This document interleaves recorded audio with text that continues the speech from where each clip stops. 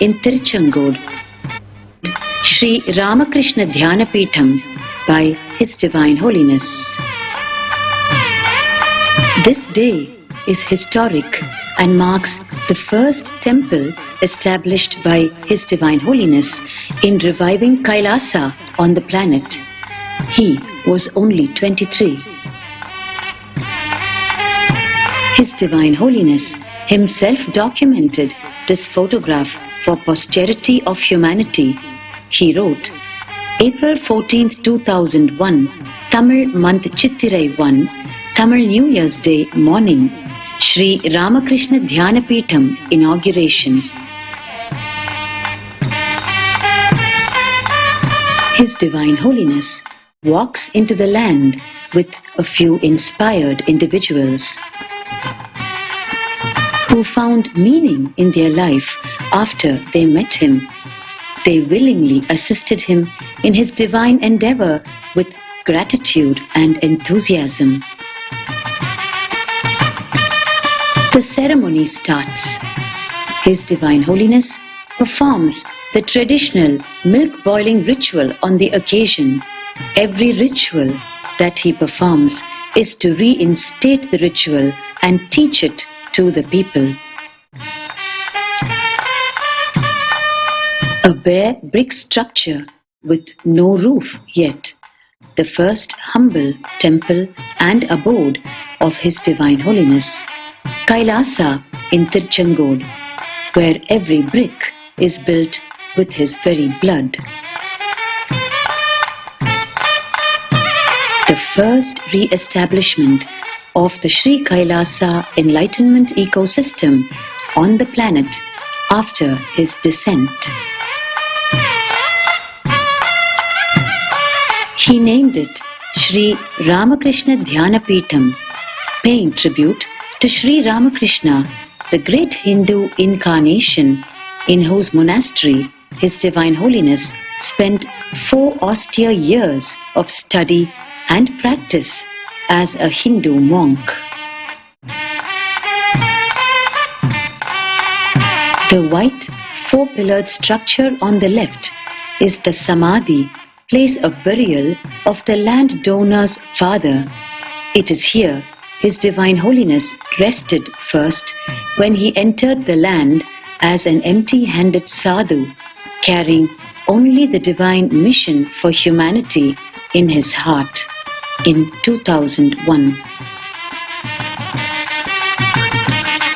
Riding pillion on bicycle several miles a day, he reached the sick and healed, restoring life and expecting nothing in return.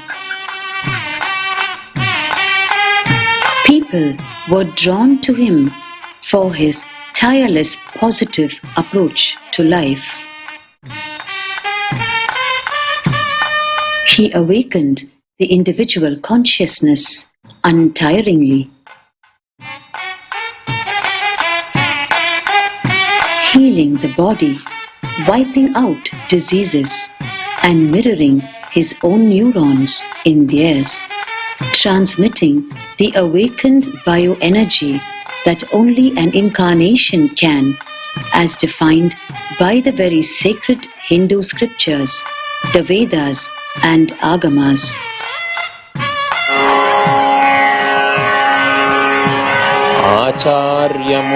आचार्यमूर्तिमास्थाय मन्दतीव्रादिभेदतः शक्त्यायां कुरुते शम्भुः सासाधिकरणोच्यते.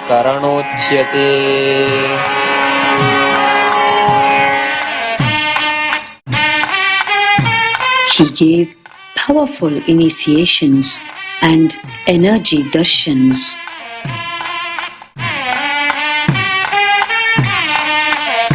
Always giving, leaving nothing for himself, infusing the superconscious energy into whatever he gave them.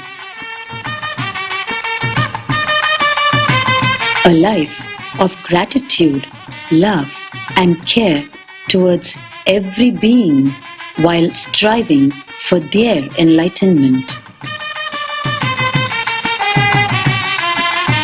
The eyes and beings of these individuals will forever speak the sacrificing life of His Divine Holiness.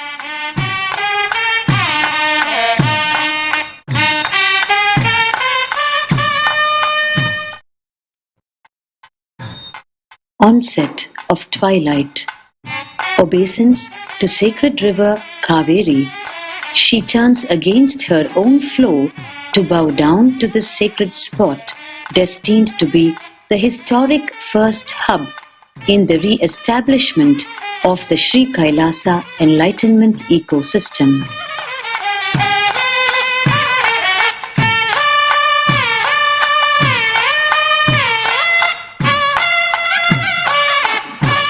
Daily ablutions in sacred Kaveri, a life of austerity for humanity to follow forever.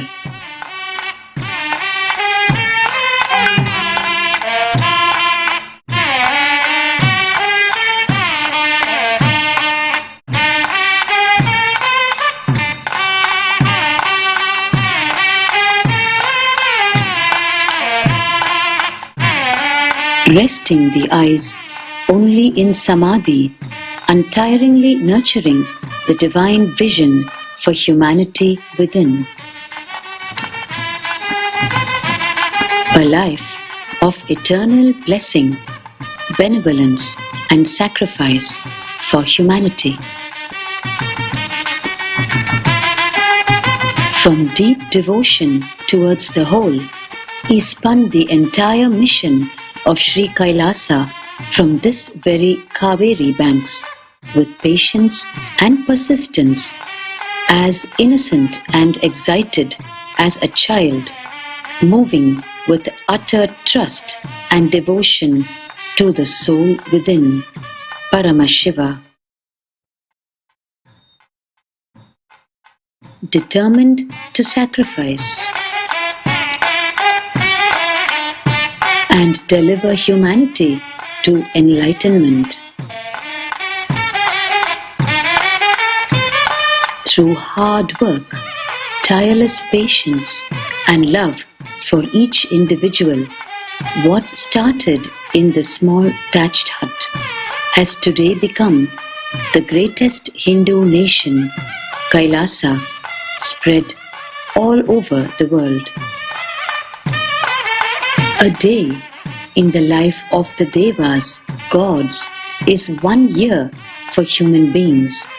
Each day in the life of the Avatar incarnation is equivalent to years of sincerity, hard work, and compassion for all of humanity.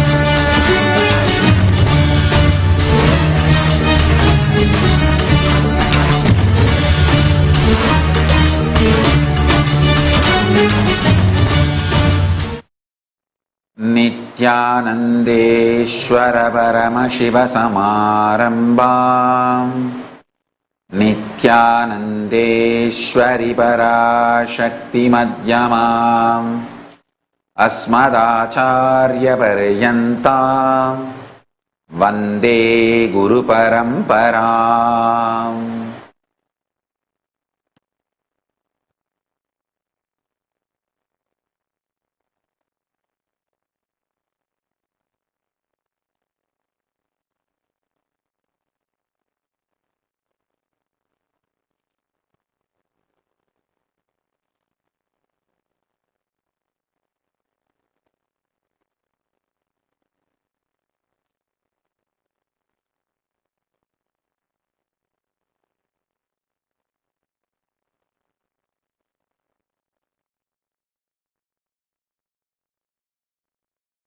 I welcome all the living and practicing Hindus and everyone from all over the world. I welcome all the Sarvanyapita Yajamans, Kartas, Manifestors, Sarvavarityagis, Shrimahans, Mahans, Kotaris, Tanedars, visitors, viewers, Kayakalpa Yoga participants, Kailasas, NHU students, everyone from all over the world. I welcome all of you with my love and respect.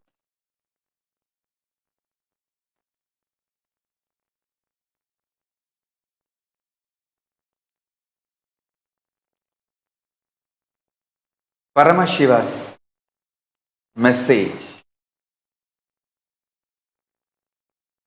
directly from Kailasa. Listen. Extreme absolute life positivity is non-violence. Ahimsa means absolute extreme life positivity.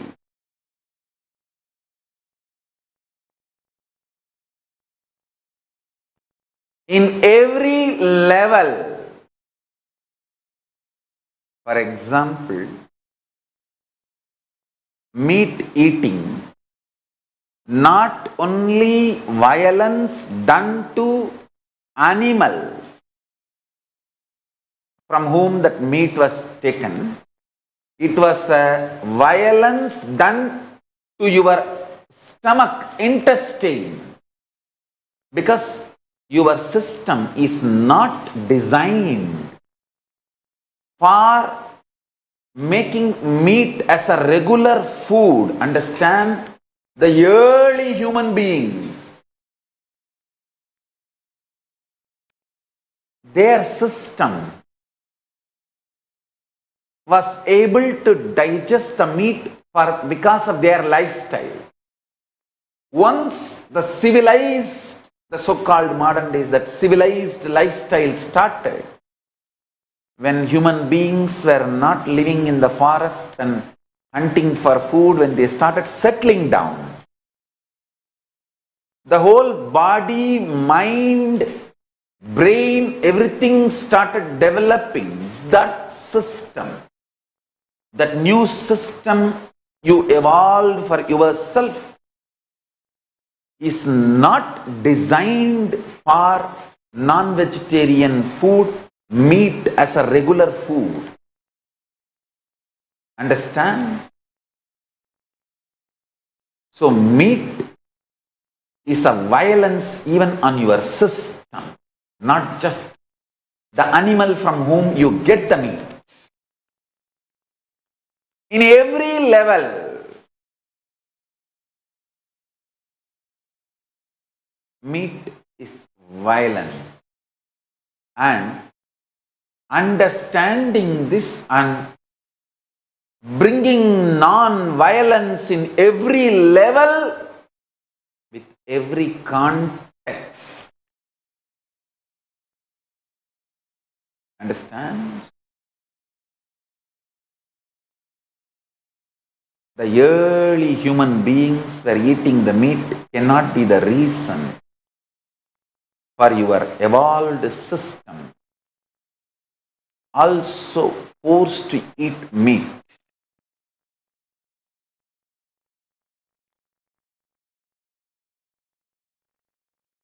In a way, there is nothing similar between the early human beings and the modern human body, modern human beings.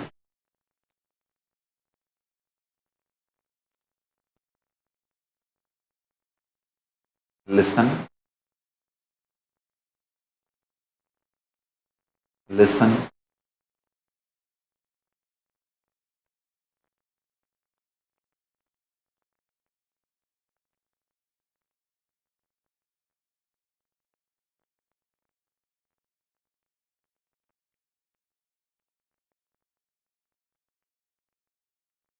You, me, universe, all of them existing not only without hurting each other, celebrating the existence of each other, celebrating the existence of each other. That is non-violent. That is non-violent. I tell you.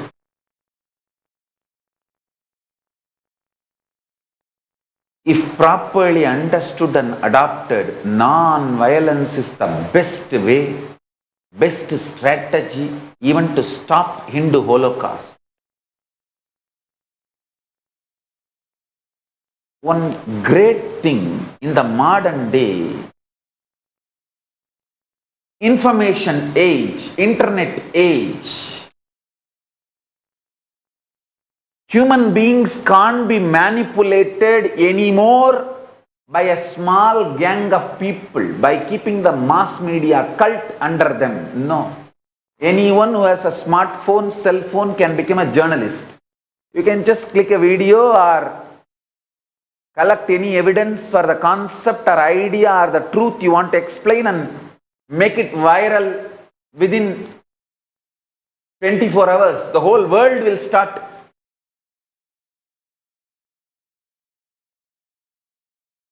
understanding what you are trying to convey. Listen. World cannot be controlled anymore by mass media cult or entertainment industry cult.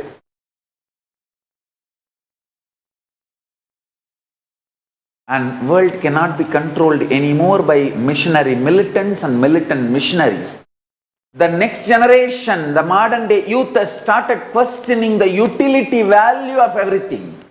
And I tell you, Hindu tradition is the best designed, developed tradition just to contribute.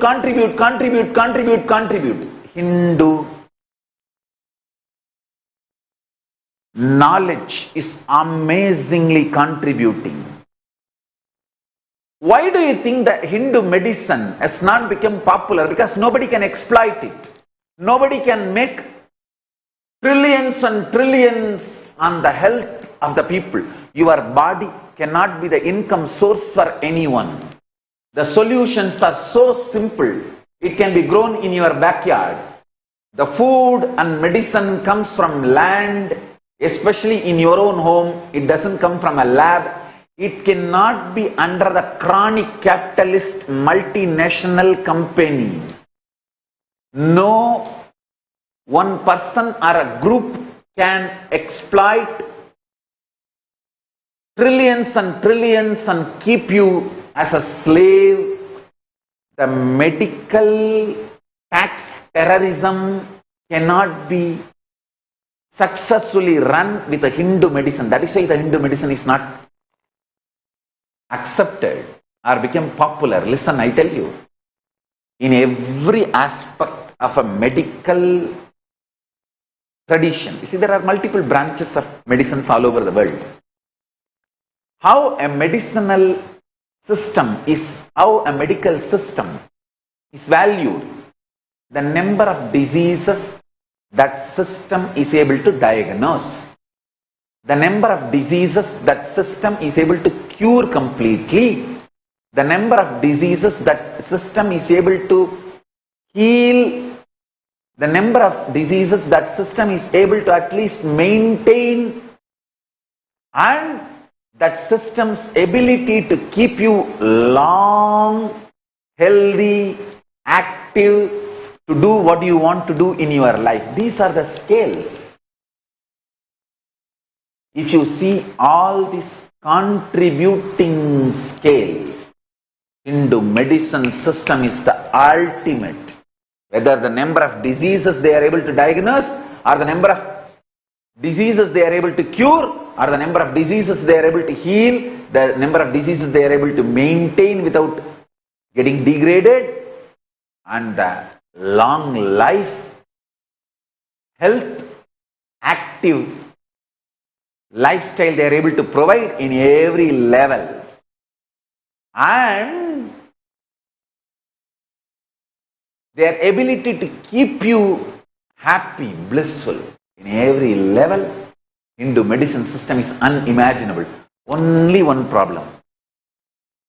No one can own it and exploit it, because all solutions are so open, you can adopt it on your own where you are.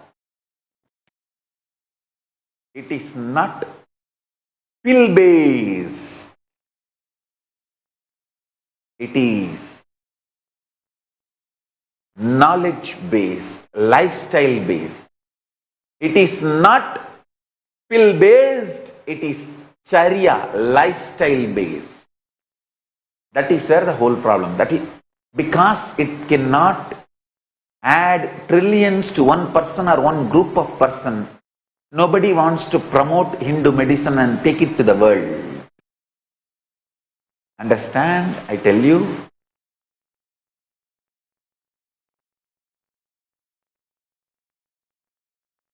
Meat and the cancer.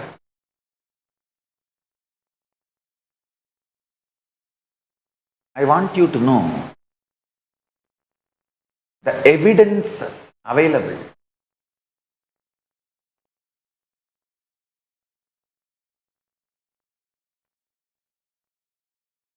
But still, meat is promoted because it can make trillions for few people or few group of people.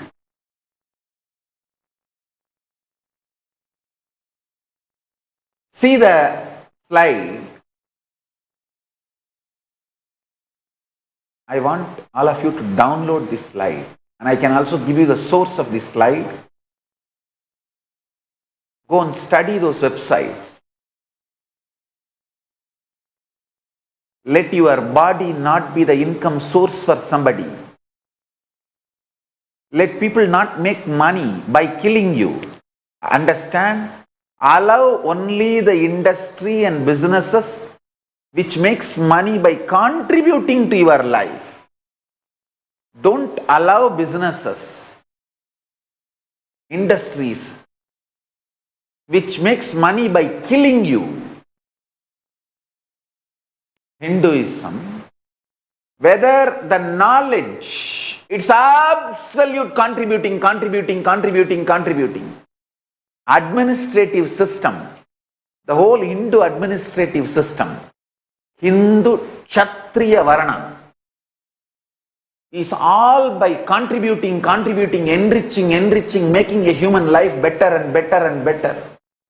Extreme life possible.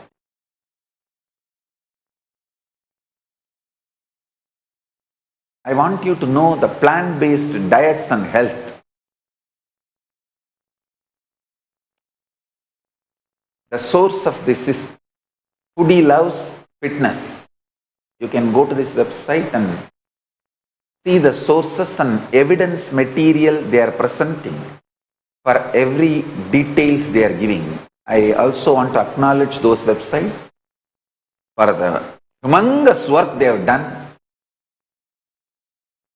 to bring non-violence and joy to the life of the people. Vegetarian diet lowers your risk of heart disease by 20%. Vegetarians tend to live an average of 8 years longer than non-vegetarians. How many of you want to live 8 years more and enjoy life with me? And enjoy my Leela, having darshans and blissful Bhava Samadhi darshans. How many of you want 8 years extra? Come on, come to vegetarian life. The average cholesterol level of a vegetarian is 161 compared to 220 in non-vegetarians. Vegetarians have a lower risk of death related to cancers, heart problems and obesity. 50% in men, 30% in women. How many of you want 8 years more? Come back to vegetarian lifestyle. And I tell you, for this statement I may not have any evidence, but my own Atma Pramana is evidence for this statement. Soon I will provide evidence. How many of you want 50 years extra living with me, enjoying me, this whole Paramashiva Leela? Start practicing Langanam Parama Aushadam. Slowly, slowly, slowly taper down the solid food.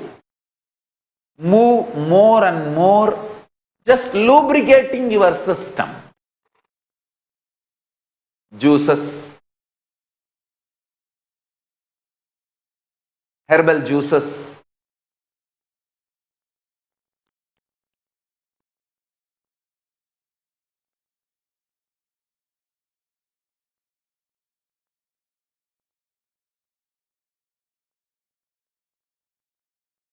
this whole Kayakalpa science is slowly tapering down without breaking the health, moving from solid food to more liquids, juices, fruit juices, then herbs, herbal juices. You can live happily, healthily, long life just by herbal juices and aushadas.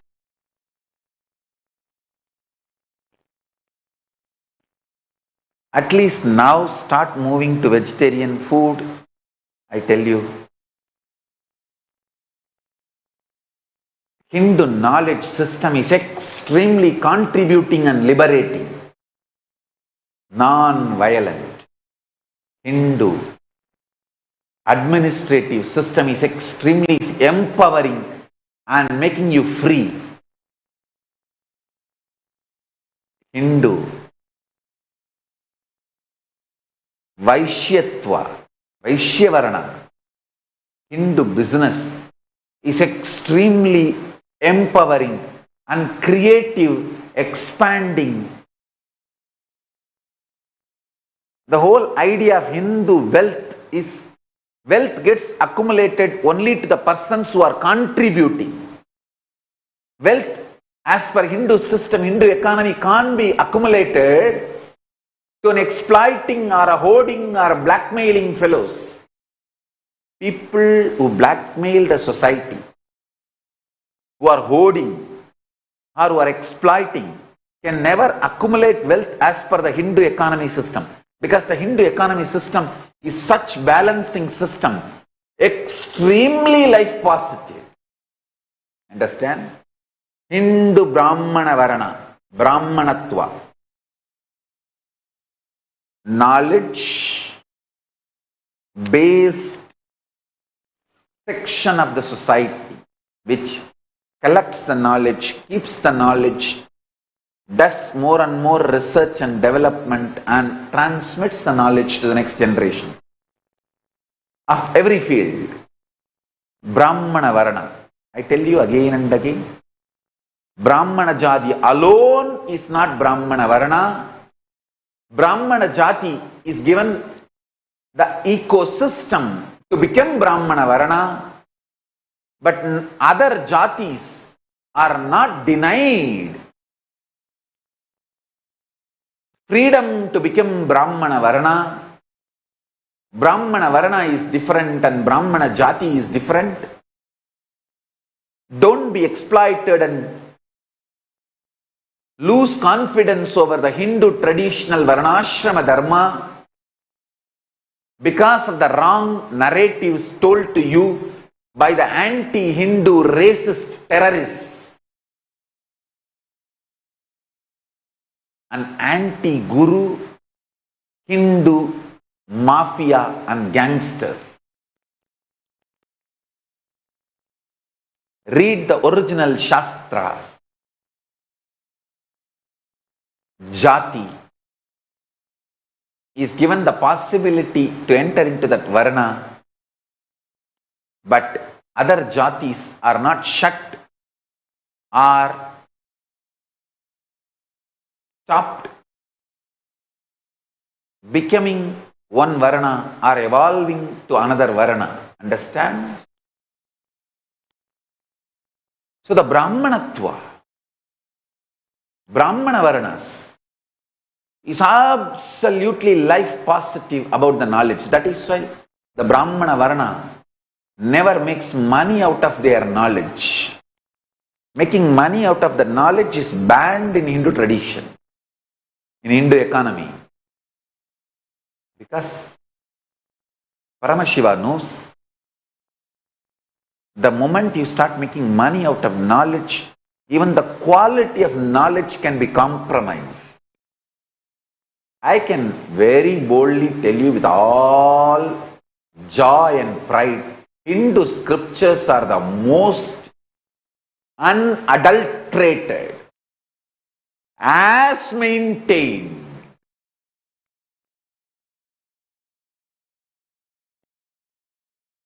as purely as it was uttered, revealed in the beginning. The Vedas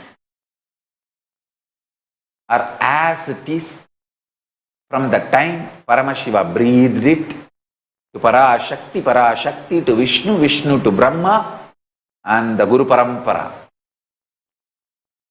Narayanam Batma Bhavam Vasishtam Shaktinja Tatputra Parasharanja Yasam Sugam Gauda Patam Mahantam Govinda Yogindra Matasya Sishyam Sri Shankaracharya Matasya Vatma Padanja Asta Malaganja Sishyam Tamtroda Ganmartikakaramanyan. The whole Guru Parampara, unadulterated. I tell you, once a great scholar in Agama came to our ashram. He attended one of our Rudrabhishekam. In that there's one line where the word Nithyananda comes. Immediately after the session, the Abhishekam, when he was talking to me, he said, Swamiji, that is not wrong. How can they add the word Nithyananda in that? I said, I never allow any adulteration in scriptures. Then immediately I got the original reference in Varanasi. The Brahmins, during the Rudrabhishekam, the way they chant is only repeated in our Adi Kailash. When I gave the original reference, audio and the script, he said, sorry Swamiji, now I understand. It's a Padabetam. Padabetam means each Guru Parampara has one or two words added or one or two words different. I should not say added. One or two words and the swaras little different. But whatever your Shaka, your Guru Parampara received is maintained as it is. The extreme purity. Immediately that scholar said, sorry Swamiji, I understand how chaste and integrated you are to the Vedic and Agamic traditions. In Vedic and Agamic traditions, some Sankalpa mantra, some swaras has little different Padavedas. but we never adulterate the scriptures. Extreme chastity we maintain. The Brahmana Varana may live in poverty and die, but will not compromise on their chastity to Vedas and Agamas, knowledge, scriptures. They will not compromise on it. I am so happy and proud about the Brahmana Varana of Hindu tradition.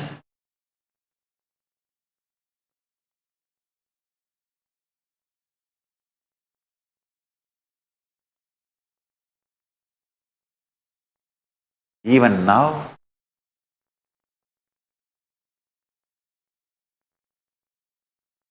if I look around, Brahmins by Jati, either they become Brahmins by Varana, even if they could not become Brahmins by Varana and they have to take up some job for their livelihood, because all the Brahmins' livelihood is stolen away, taken away. Even if they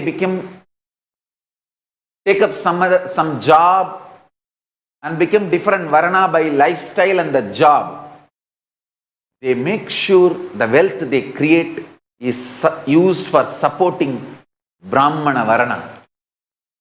I can tell you from my experience, even among the SJP Yajamans and Kartas, so many people, Brahmins by Jati, but could not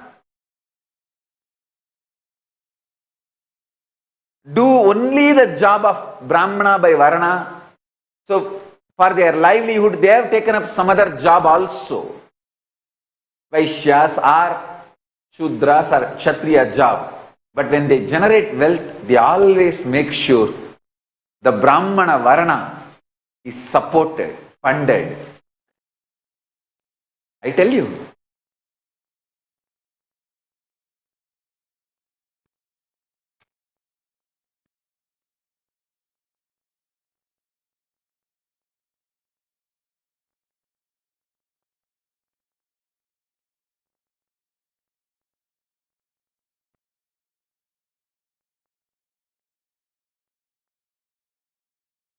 I want all of you to know.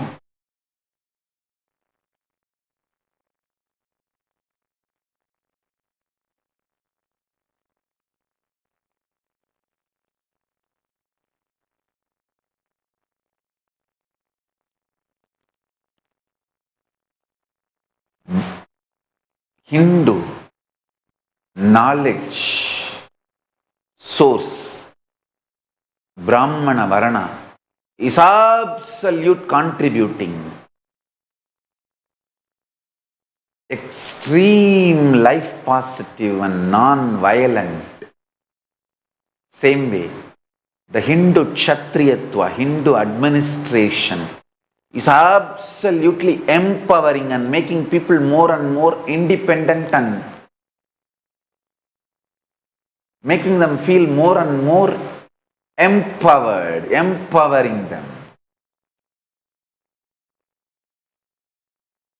Same way, Hindu Vaishyatva, Hindu business and Hindu economy is absolutely enriching, life enriching.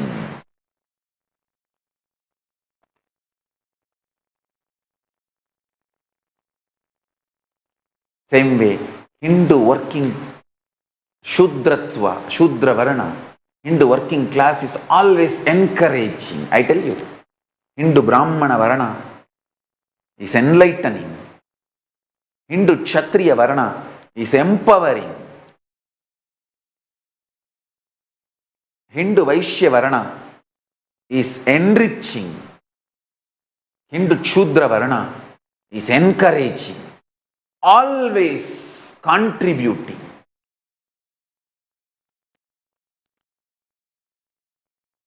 Not only non-violent, extremely contributing. That is why I am telling you, Hindus have a great future. I want all the Hindus who are interested and listening to me, all of you, please wake up and start contributing more and more and build contributing lifestyle. That's the best way to stop the Hindu Holocaust. I want all the practicing Hindus to understand only the contributing non-violent traditions have a future. The next generation is tired and bored of brainwashing faith-based religions and terrorizing conversion-based cults. Humanity is no more interested in brainwashing or terrorism. It is interested in contributing. I want all Hindus to start becoming real Hindus, non-violent, extremely life positive and contributing. This is what is the core identity of Hinduism. Let's start living that core identity, core narrative of Hinduism. That's the best strategy to stop the Hindu Holocaust. I tell you,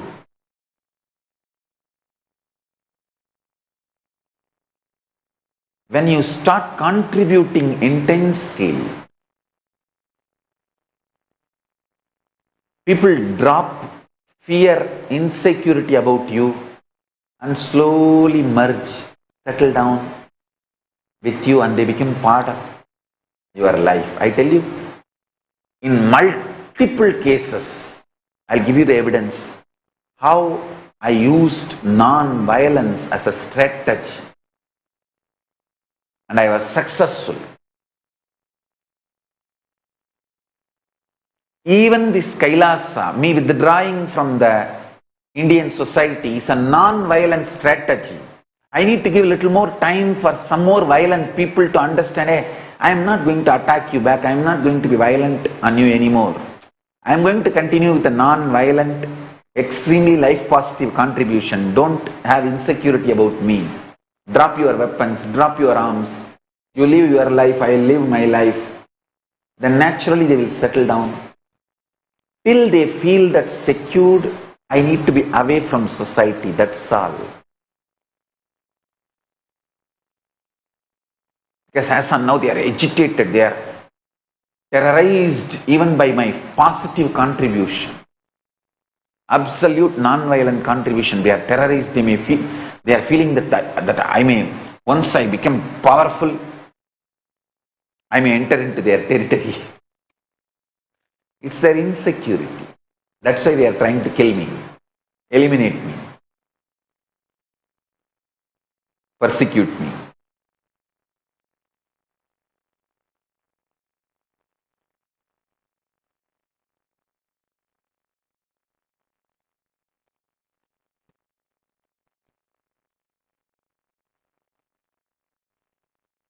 Personal inner space or with your family or with your team in workplace or with your teamily, which is your sangha, family and workplace put together, or with world, society, humanity at large. Non-violence and extreme life positivity is the most powerful, right, intelligent strategy. Ahimsa paramo dharmaha.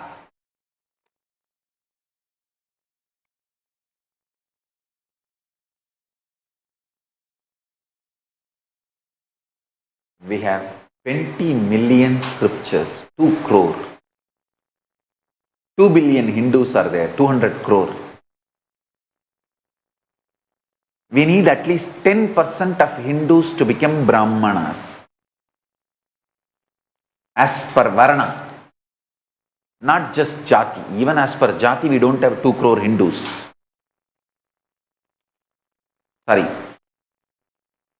10% means 200 crore, 2 billion at least practicing Hindus are there. Living and practicing put together, 200 crore. Rough estimate. At least 10% of the 200 crore means 40 crore. 10% of 200 crore is, 20 crore. Sorry for about my maths. 200 crore, 10% is at least 20 crore.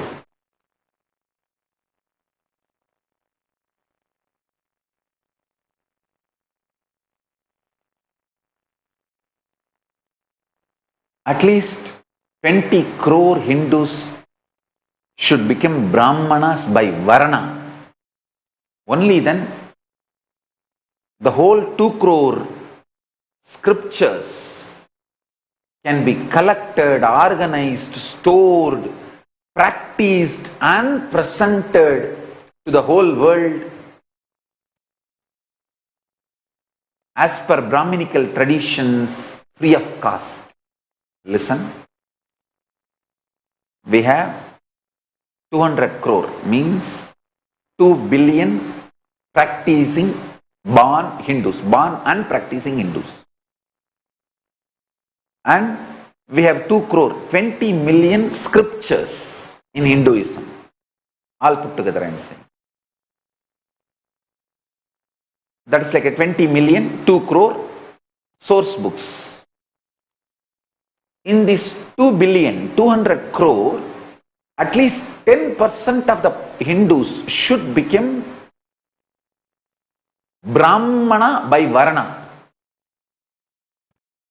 Only then we can collect all these books and store it properly, make digital and physical libraries and practice those knowledge, build laboratories and teach this knowledge to the whole world. This is what is my life's mission.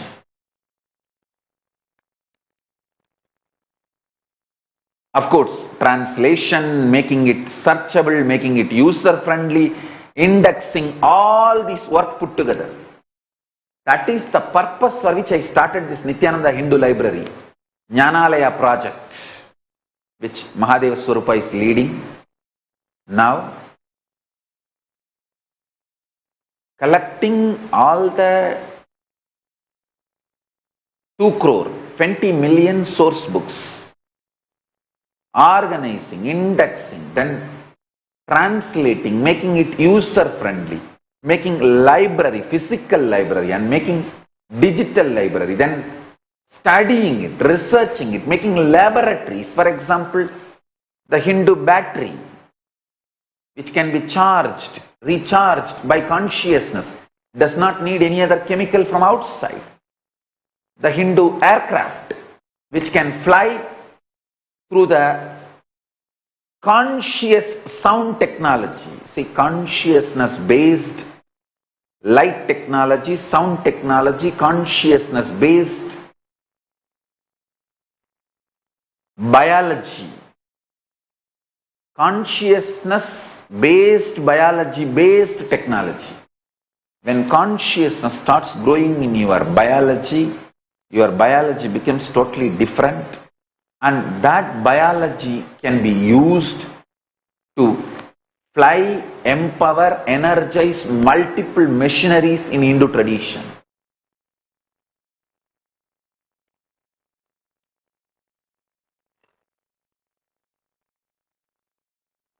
I want to explain these 2 words to all of you. Derivation of the word Vyutpatti. Just now I got the reference. That is why I am talking I am sharing this suddenly between the satsang. I want to explain this varna and jati. I was waiting for the reference. Varnayate anena iti varnaha. Varnyate anena iti varnaha. That which is based on description of quality and action is varna. Jati. Jananat jayate jatihi. That which happens out of birth is jati. So, Brahmana jati, Brahmana varna is two different things. Brahmana jati is given the possibility ecosystem to become Brahmana varna. But just by jati, he doesn't get the varna. And any other jati is not denied to become Brahmana varna. Same thing for all varnas, all four varnas. I was waiting for the original reference. I got it, that's why I am giving you now. Vyutpatti, derivation of the word.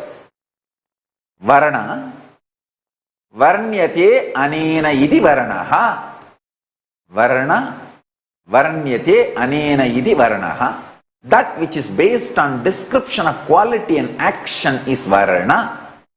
Jati, jananat jayate jatihi. That which happens out of birth is jati. Now let me come back to this. My vision for Brahmana varna. 10% of the practicing Hindus should become Brahmanas by varna. By varna, 10% Hindus should become Brahmanas. Means collecting these 2 crore 20 million scriptures, organizing, indexing, translating, building laboratories. Not just libraries, laboratories, universities. Where we conduct clinical trials, medical trials, scientific researches. Everything gets organized, made user-friendly for the humanity and shared with the humanity free of cost.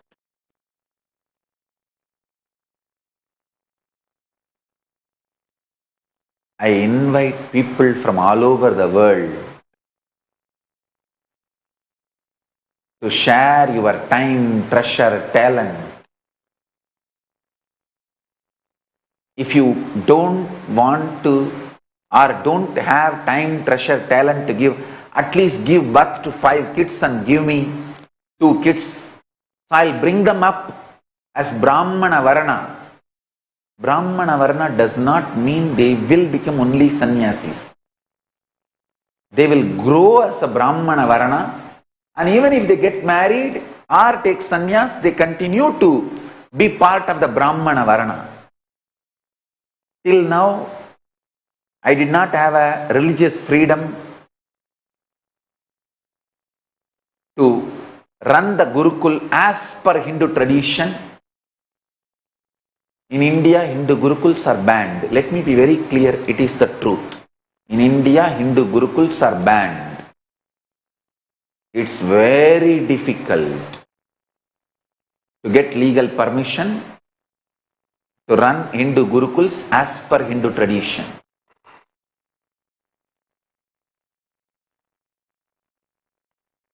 So now, fortunately, I have a place where I have a religious freedom to conduct the Hindu Gurukuls, Hindu universities as Hindu Shastra scriptures prescribe. So I request at least 10% of Hindus to become Brahmanas by varna and share your time, treasure, talent. Even if you don't want to share your time, treasure, talent, give birth to 5 kids and give 2 kids for the Gurukul. Devote them for the Gurukul. we will bring them up in Brahmana Varana and revive Sanatana Hindu Dharma.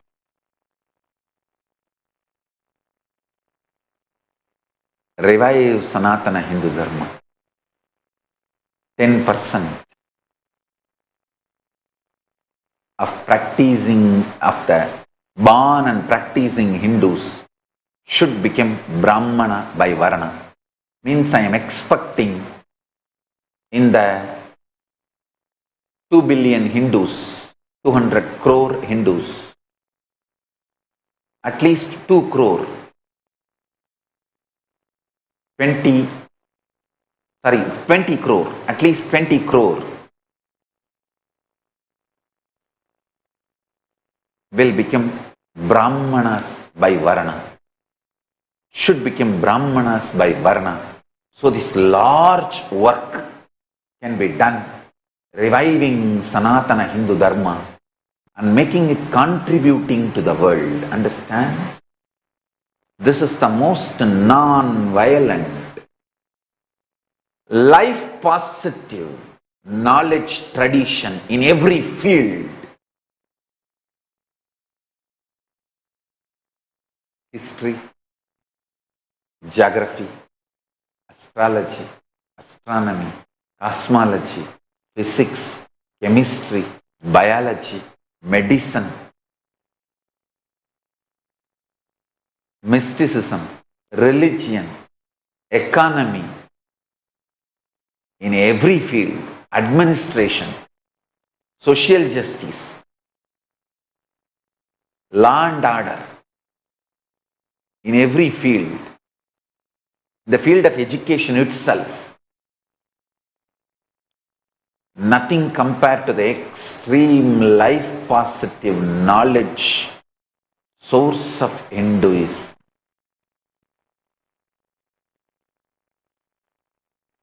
Spirituality, superconscious science, power manifestation in every level. Unimaginable knowledge source is lying in that 2 crore 20 million source books of Hinduism. Around 10,000 traditions are still alive. I am not talking about what we lost, what we still have, kept it alive, at least in the museums, which I can revive. I can add flesh and bones to this whole scriptures and make it living, alive lifestyle.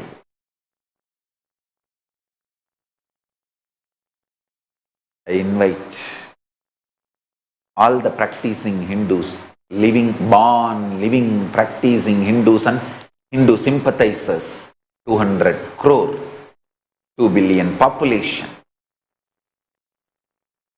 At least 10% of you, 2 crore, please come and become Brahmanas by Varana. Let's take up this project of reviving Hindu knowledge, contributing Hindu knowledge. If you are interested, send an email to contact@kailasa.org to share your time, treasure, talent, or become full-time volunteers, or to let your kids to study in our Gurukul. For anything, please reach out to us. We need 2 crore, 20 million. Scriptures need to be restored, revived and reached out to the world. We need at least 20 crore Hindus to become Brahmana by Varana. I'll expand how the non-violence, extremely contributing lifestyle of Hinduism, Ahimsa, can be implemented as a strategy in every level to stop the Hindu Holocaust.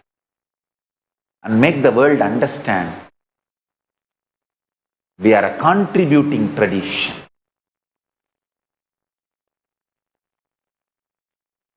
So please become part of us. I welcome all of you to become part of us. So with this, I bless you all. Let's all radiate with integrity, authenticity, responsibility, enriching, causing, living Shuddhatvaita Saivam, living and radiating the state, space, powers, being, superconsciousness, and Kailasa of Paramashiva. Paramashivoham. Om Nithyananda Paramashivoham. The eternal bliss, Nithyananda. Thank you. Be blissful.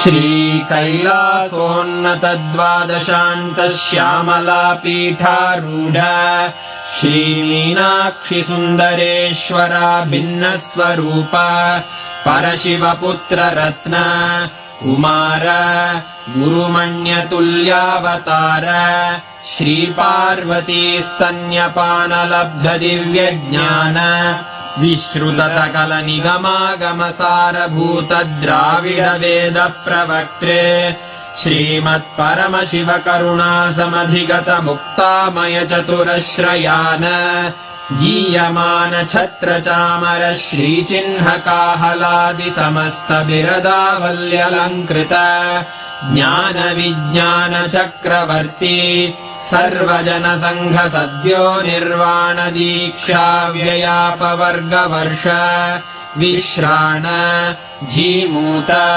परमतकलभकेसरी शैवसिद्धान्तस्थापनाचार्य श्रीराजाधिराजपाण्ड्यमहाराजगुरु क्षपणशाक्यादिमहान्धकारनिवारणज्ञानभानु वीक्षणानर्हार्हध्वजोच्छेदनपूर्वक श्रीमद्वृषभध्वजस्थापक शैवसमयकर्त्रे सर्वज्ञपीठारूढ श्रीजगद्गुरु श्रीज्ञानसम्बन्धदेशिकस्वामि वागीशसुन्दरमाणिक्यवाचकस्वामिनाम् अवतारभूत श्रीज्ञानसम्बन्धस्वामि पुनरुद्धृत श्यामलापीठ सर्वज्ञपीठ त्रिनवत्युत्तरद्विशततम गुरुमहासन्निधान अरुणगिरियोगीश्वर परम्परागत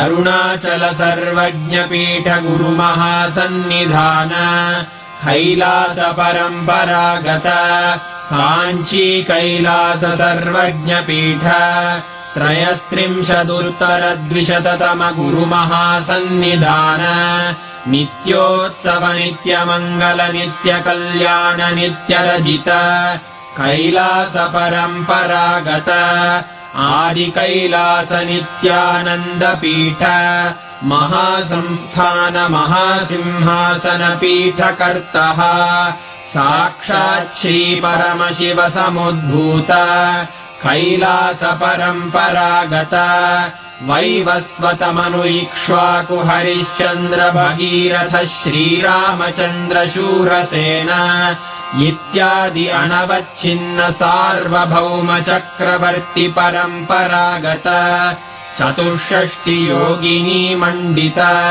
चतुष्षष्टि सम्प्रदाय प्रवर्तक मनुधर्मशासन सूर्यवंश प्राप्त सर्वज्ञपीठ सुराङ्गी साम्राज्य मूर्धाभिषिक्त चूडामणे साक्षात् श्री परमशिव समुद्भूत कपिल महागुरु पुनरुद्धृत महानिर्वाणिपीठ अष्टोत्तर सहस्र श्री महामण्डलेश्वर साक्षात् श्री परमशिव सिंहासनाभिषिक्त समस्त गणनायक श्री महागणपति समारंभ अनवच्छिन्न पीठाधीश्वर गुरु परंपरा प्राप्त अटल पीठ अष्टोत्तर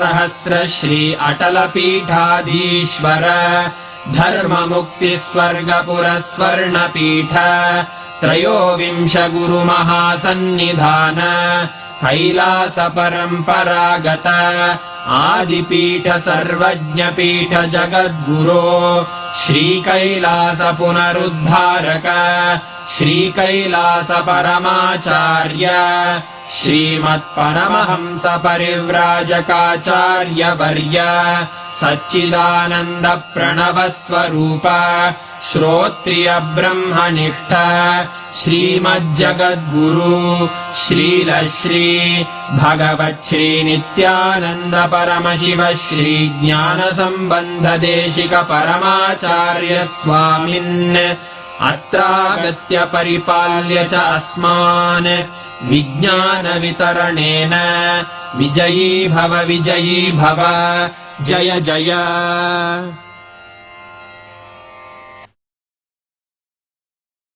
नित्यानंद परमशिवोऽहम् ॐ नित्यानंद परमशिवोऽहम् ॐ नित्यानंद परमशिवोऽहम्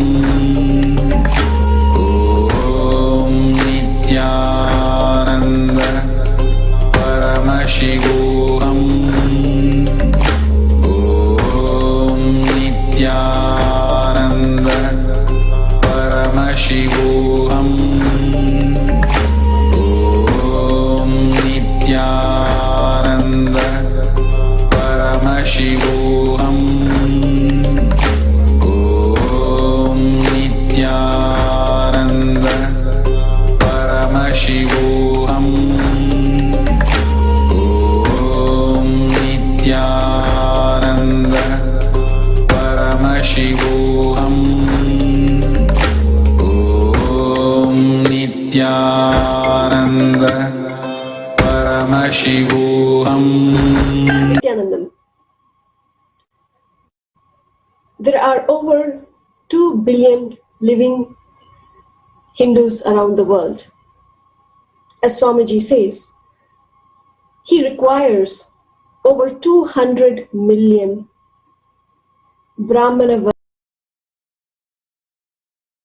Varnas, Hindus, so that the Sanatana Hindu Dharma can be revived by reviving the 20 million source scriptures in the Veda Agamas. Even this, he says, is after whatever has been destroyed. Whatever left is over 20 million scriptures. To revive them, to preserve them, and to live, to do the research on these scriptures and bringing them to life. He says we need at least 200 million people, 200 million Hindus living the Brahmana Varna, the lifestyle of Brahmanas. For many of the Hindus who have lost touch with the roots, not knowing the glory of Hinduism, where do we begin? How do we know about our own past glory on which we have lost respect? Swamiji has been continuously through various programs making Hinduism part of our lifestyle, whether it is a 1-day or 2-day Shiva Diksha program to the present Paramashivam level 2. Hinduism, the Hindu lifestyle, is very much core of the program, and not only the lifestyle, but everything, every knowledge that we gather, we gain is from the Hindu scriptures. Not just as a knowledge, not just as Puranas where we heard about third eye, where we heard about the power of consciousness or the power of declaration, every single one of these powers we live, we experience, we manifest, and Hinduism is brought back to life. Not only introduces us to Hinduism, the glory of Hinduism, the powers of Hinduism, but also for us to experience the ultimate, the being of Paramashiva himself. Right now, as we speak, the fourth season of Paramashivoham Level 2 is happening today, the second day, as thousands from around the world are experiencing the Leela of Paramashiva, enjoying the darshan, the Bhava Samadhi darshan of Paramashiva, of Swamiji in various forms, along with enjoying Hinduism, the contributing the most non-violent lifestyle on planet Earth, and enjoying the Paramashivoham Level 2. Become a part of this most life positive happening, the most non-violent happening on planet Earth now, to enjoy, to experience the being of Paramashiva. You can register for Paramashivoham Level 2 at paramashivoham.org, a 16-day intense program to learn, live, radiate Hinduism, and to live the state, space, being, power, and consciousness of Paramashiva himself. So you can register for this program at paramashivoham.org, and let us now hear the experience of Hariharan from Seattle, USA, sharing his experience just from one of the Dikshas that Swamiji Paramashiva has initiated in the first season of Paramashivoham Level 2. Let us not miss this opportunity. As Swamiji said, even if you have attended any other programs, including Paramashivoham Level 2, let us not miss this Paramashivoham Level 2, the Season 4. Attend and let us revive, be a part of reviving the Sanatana Hindu Dharma. Thank you, Nithyananda.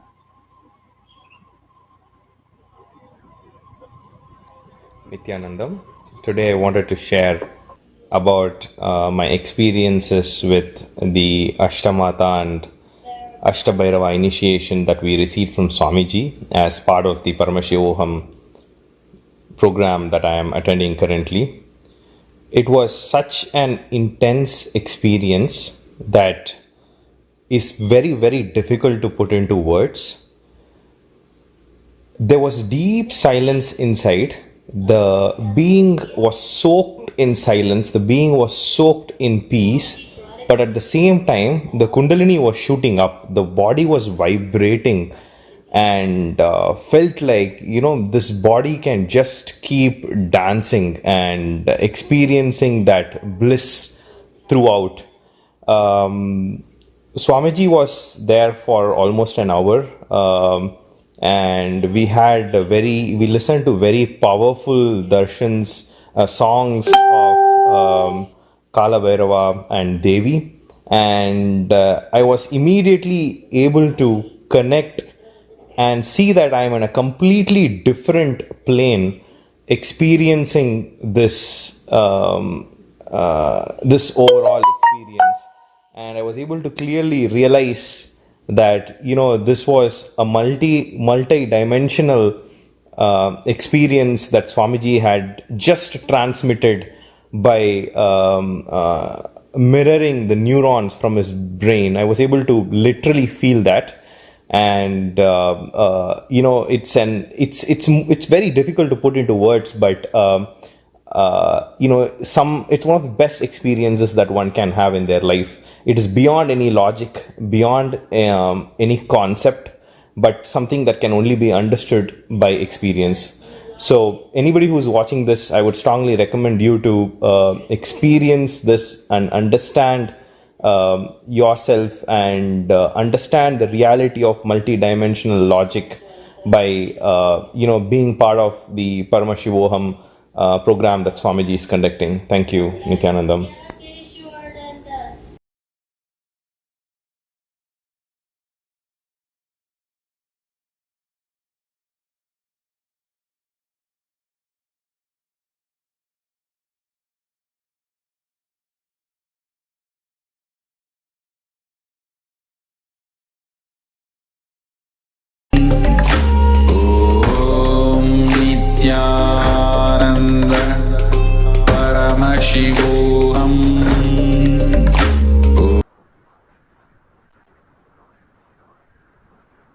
Nithyananda. Let's start with the Sadguru Vandanam for our manifestation session. Let's sit straight. Remember, visualize Bhagavan in your third eye, and let's start with the Sadguru Vandanam.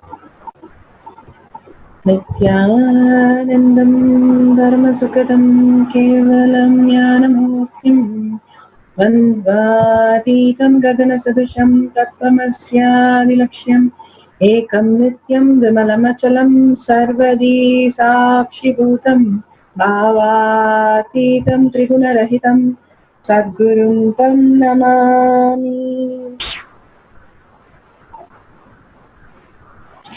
Nithyananda, such a beautiful darshan of Bhagavan and Diksha and powerful cognition to raise all of us as enlightened beings, the superconsciousness being, Sri Kailasha of Paramashiva. I am Nithyananda Paramashivam.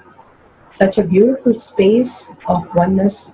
Bhagavan beautifully told the Varanas, Brahmana Varna, which is responsible for enlightened civilizations, and Kshatriya, it is the business that they do is also the empowering civilization. The Vaishya, so beautifully Bhagavan said, they are into enriching and contributing. Even the Sudra Varna, they are the workers who are encouraging. If you see all the Varnas, they were living as contributing to the planet Earth, contributing itself. What are we contributing? At each one's level, contributing to others' life.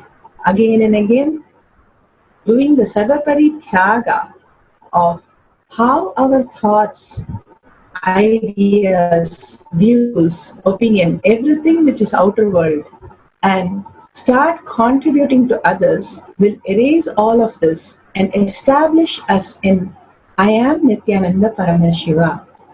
I am Nithyananda Paramashivoham is the ultimate space of oneness that Bhagavan beautifully has given us the ultimate and the path how we can contribute others' reality by making all of them enlightenment and again raising us by causing us others' reality, contributing, life positive and Ahimsa, non-violent. Ahimsa will simply happen, oneness will simply happen when we start contributing. In every Varana, we were contributing in different ways and raising finally to the space of Paramashiva. So with that space, let's start the manifestation session today. Step of our manifestation. Power manifestation is nothing but a cognitive shift and an infuse of powerfulness into any action or state that we are in. It raises the frequency of our body and mind to the ultimate powerful space, which is Turyathita. We know three states: waking state, deep sleep state, and dream state. There is much more as a human being which we can experience where Siddhas and Rishis have manifested. That is the Turiya state, high awareness, the trance state, and the conscious state, Turyathita state, the consciousness itself as our reality. So here we have a small clipping that Bhagavan himself speaks about the power manifestation. What is power manifestation?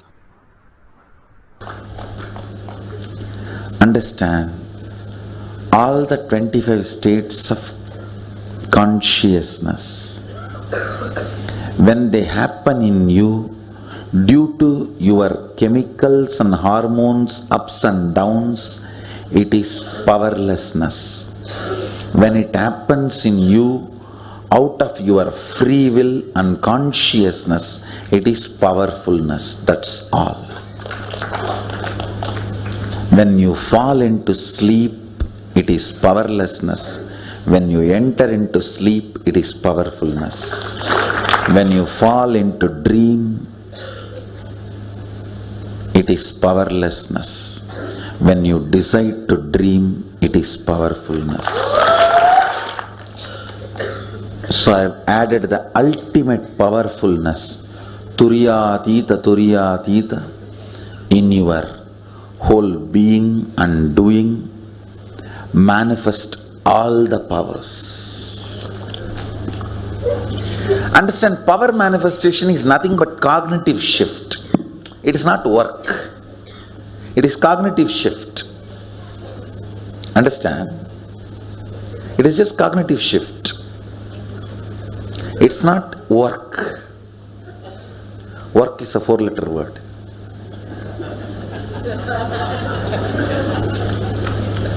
Power manifestation is cognitive shift, playing with life, playing with being alive. Static matter, dynamic activity, strategic existence, all these three has no boundary. You are one with it. You are alive in everything. Everything listens to you. Everything decides as you want.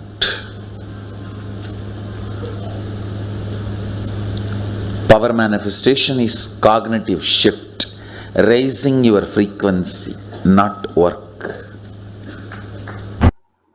Bhagavan beautifully how we can raise our cognition if we are intense, understanding how Paramashiva in us can manifest the reality that we want. Now let's understand about Paramashiva. What is actually happening? The 5 phases and 5 phases of Paramashiva. The Srishti, the manifestation, Shriti, the sustenance, the Samhara, regeneration or destruction, Trubhava, the pulling out of delusions, and Anugraha, the liberation itself happens. Now we'll hear it from Bhagavan's. Start living the higher truth of reality, the existential reality. We have a small clipping of the 5 phases and 5 paces.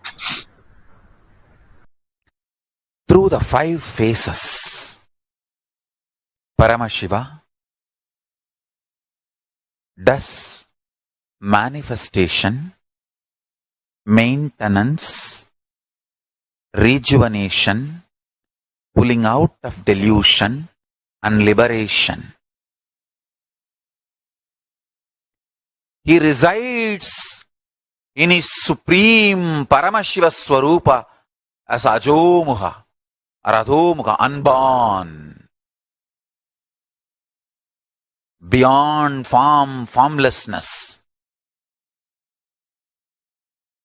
Is Paramashiva Swarupa. That Paramashiva Swarupa manifests with these 5 phases as Sadashiva, Tatpurusha, Vamadeva, Ahora, Satyojata, Ishana. 5 phases he manifests and does the Panchakritya, Srishti, manifestation, Sthiti, sustenance, Samhara, rejuvenation, Trubhava, pulling out of delusion, Anugraha, liberation. Understand? He does all these 5 jobs.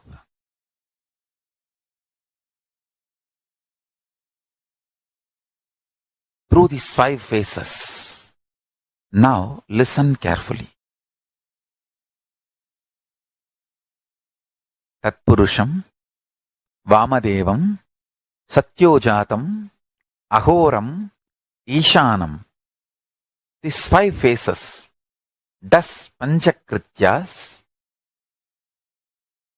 each phase, each dimension is not just one F-A-C-E phase, P-H-A-S-E phase.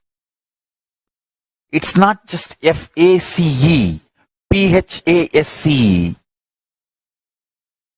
Understand? The creation. Not just creation getting created. Even sustenance need to be created. Destruction need to be created. And pulling out of delusion need to be created. Liberation need to be created. Then creation, manifestation need to be maintained. Maintenance, sthiti itself need to be maintained.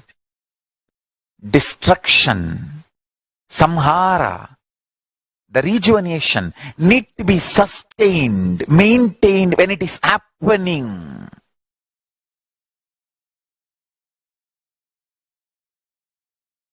Pulling out of delusion, throbhava, need to be maintained when it is happening.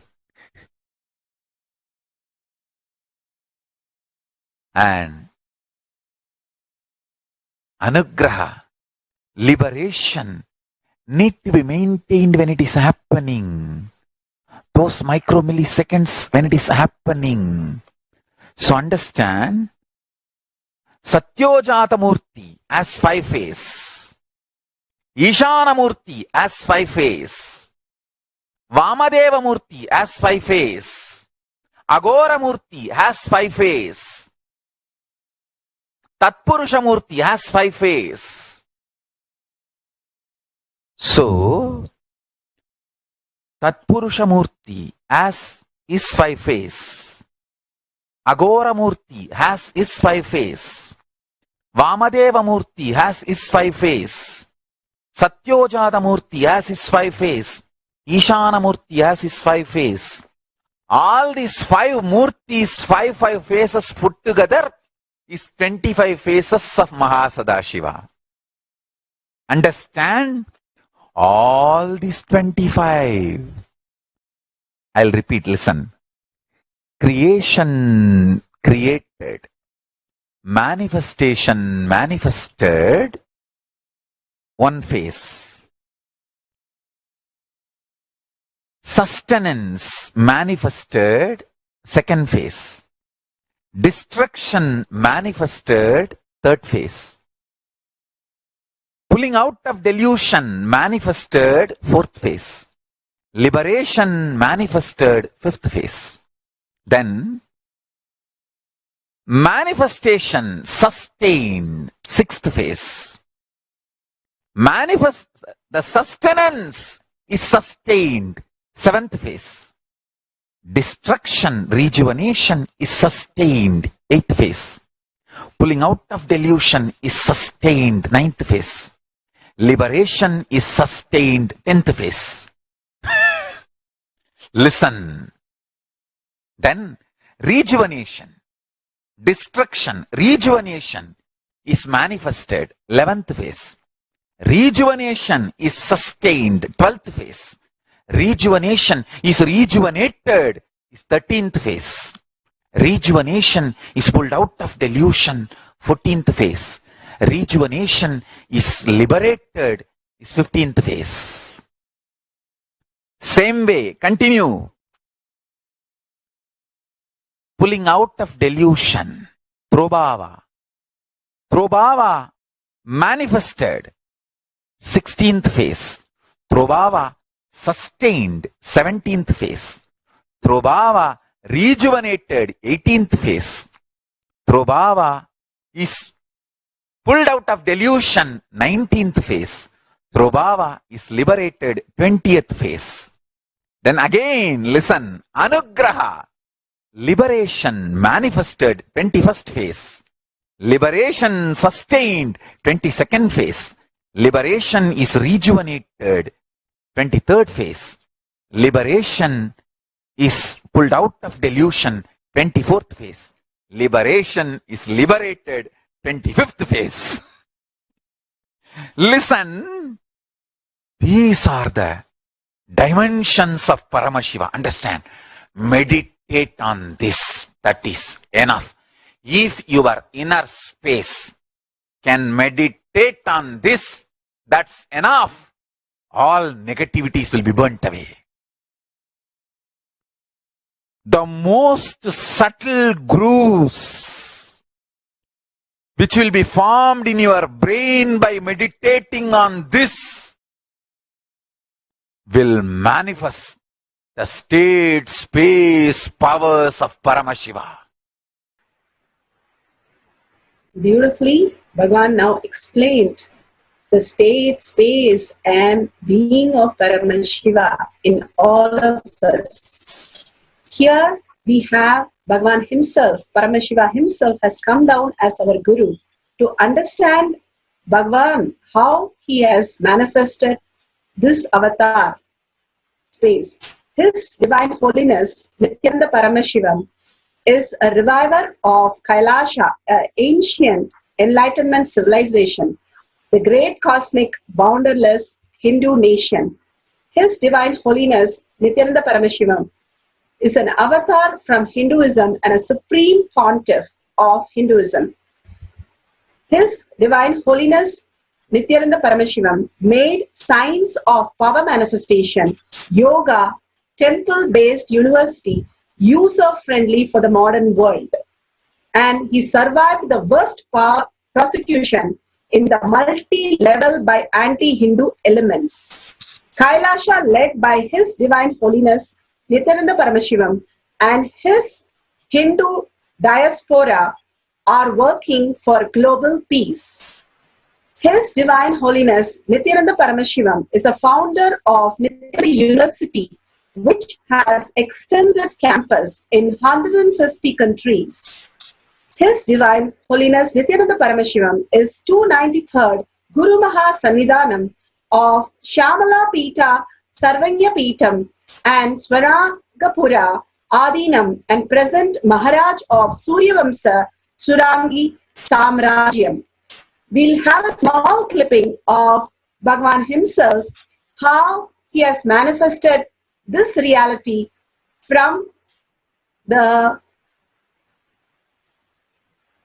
he has manifested from a village boy to how he has manifested in Kailasha. A small clipping will be playing now.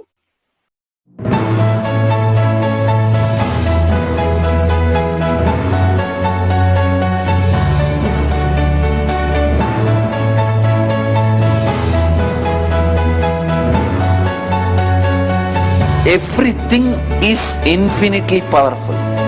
You realize your potentiality. You establish yourself in the completion, space of completion. You are God, that's all. All of us are gods.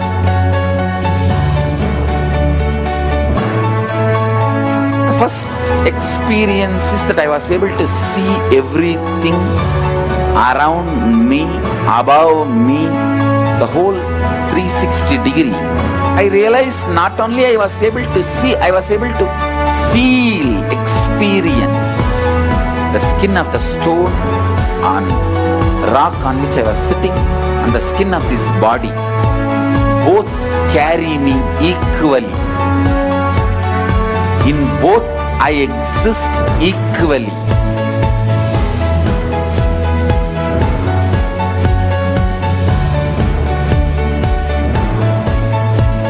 Sangha is a place where the tattvas are taught to you, and till it becomes satya, you are supported.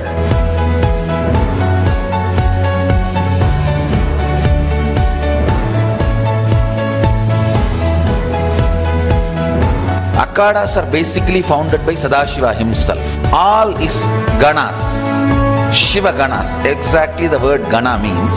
In your length, breadth, depth, if you are filled by Shiva, you are Shiva gana. All the Shiva ganas formed the first Akhada. Later on, much later, Kapila Muni organizes Mahanirvani Akhada. Then all other Akhadas.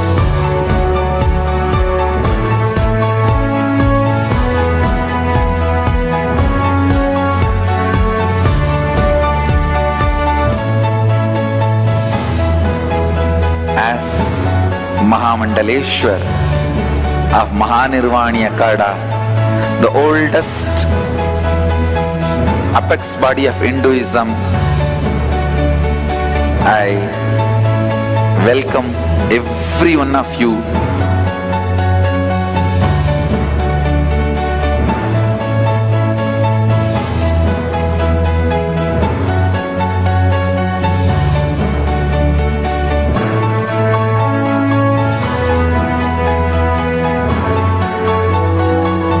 What I am teaching is from original Agamas Yogapada. The science very clearly declares, Sadashiva is very clear, manifestation of these powers happen when you experience oneness with Sadashiva.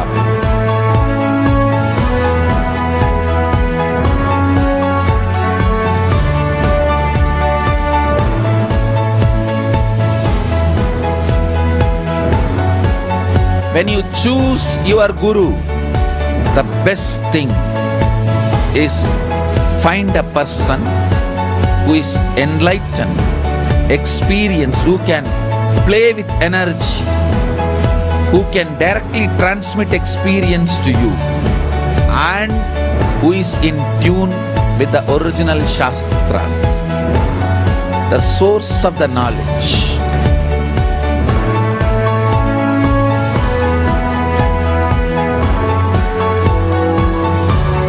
All the revealed scriptures available about the yoga directly by Sadashiva for you to do research, study, practice, question the people who teach. Let us go on contributing.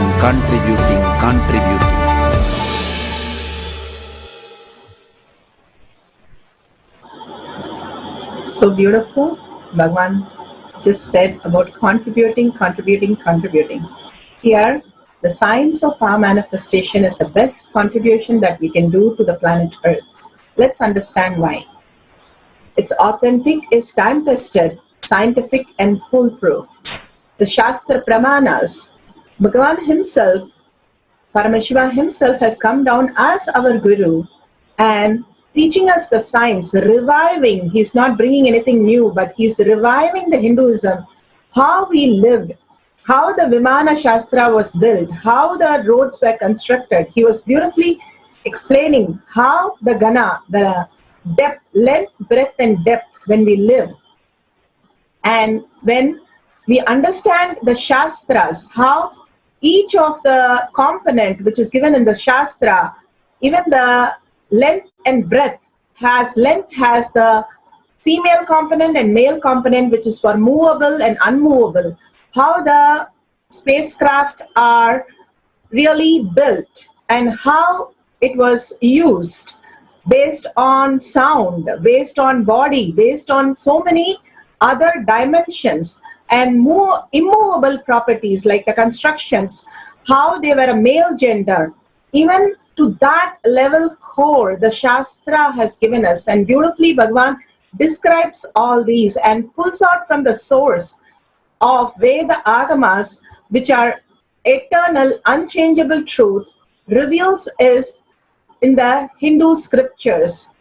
And these Shastra Pramanas give us the authenticity of how we can exist as the ultimate. He said, how Vedas chanted completely from the first when Shiva himself gave it, and still it is chanted the same way.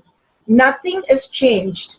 The beautiful space that all these pramanas can be experienced, and it is authentic, it is time-tested, scientific and foolproof. The Aptas, the Rishis have lived it, experienced it. The Nayanamars, Siddhars, all have lived. These are the authorities of Hinduism. They are the scientists who time-tested and verified with the science. The Atma Pramana, Bhagavan himself played the Leela of human being. How he beautifully says, he is just not a human being but had the divine experiences, living as a divine conscious being in the human body. We are living as human being, having one or two divine experience. When we really ferociously start contributing, we'll understand the higher reality. That is the Shakshi Pramanas experience of the millions of disciple, devotees, followers who are initiated, who starts manifesting all these powers. Now we'll go to the Shastra Pramana.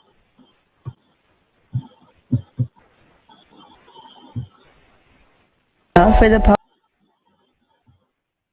of consciousness over matter, silicon, is taken from the Vijnana Bhairava Tantra, Sutra 120, Dharana 95.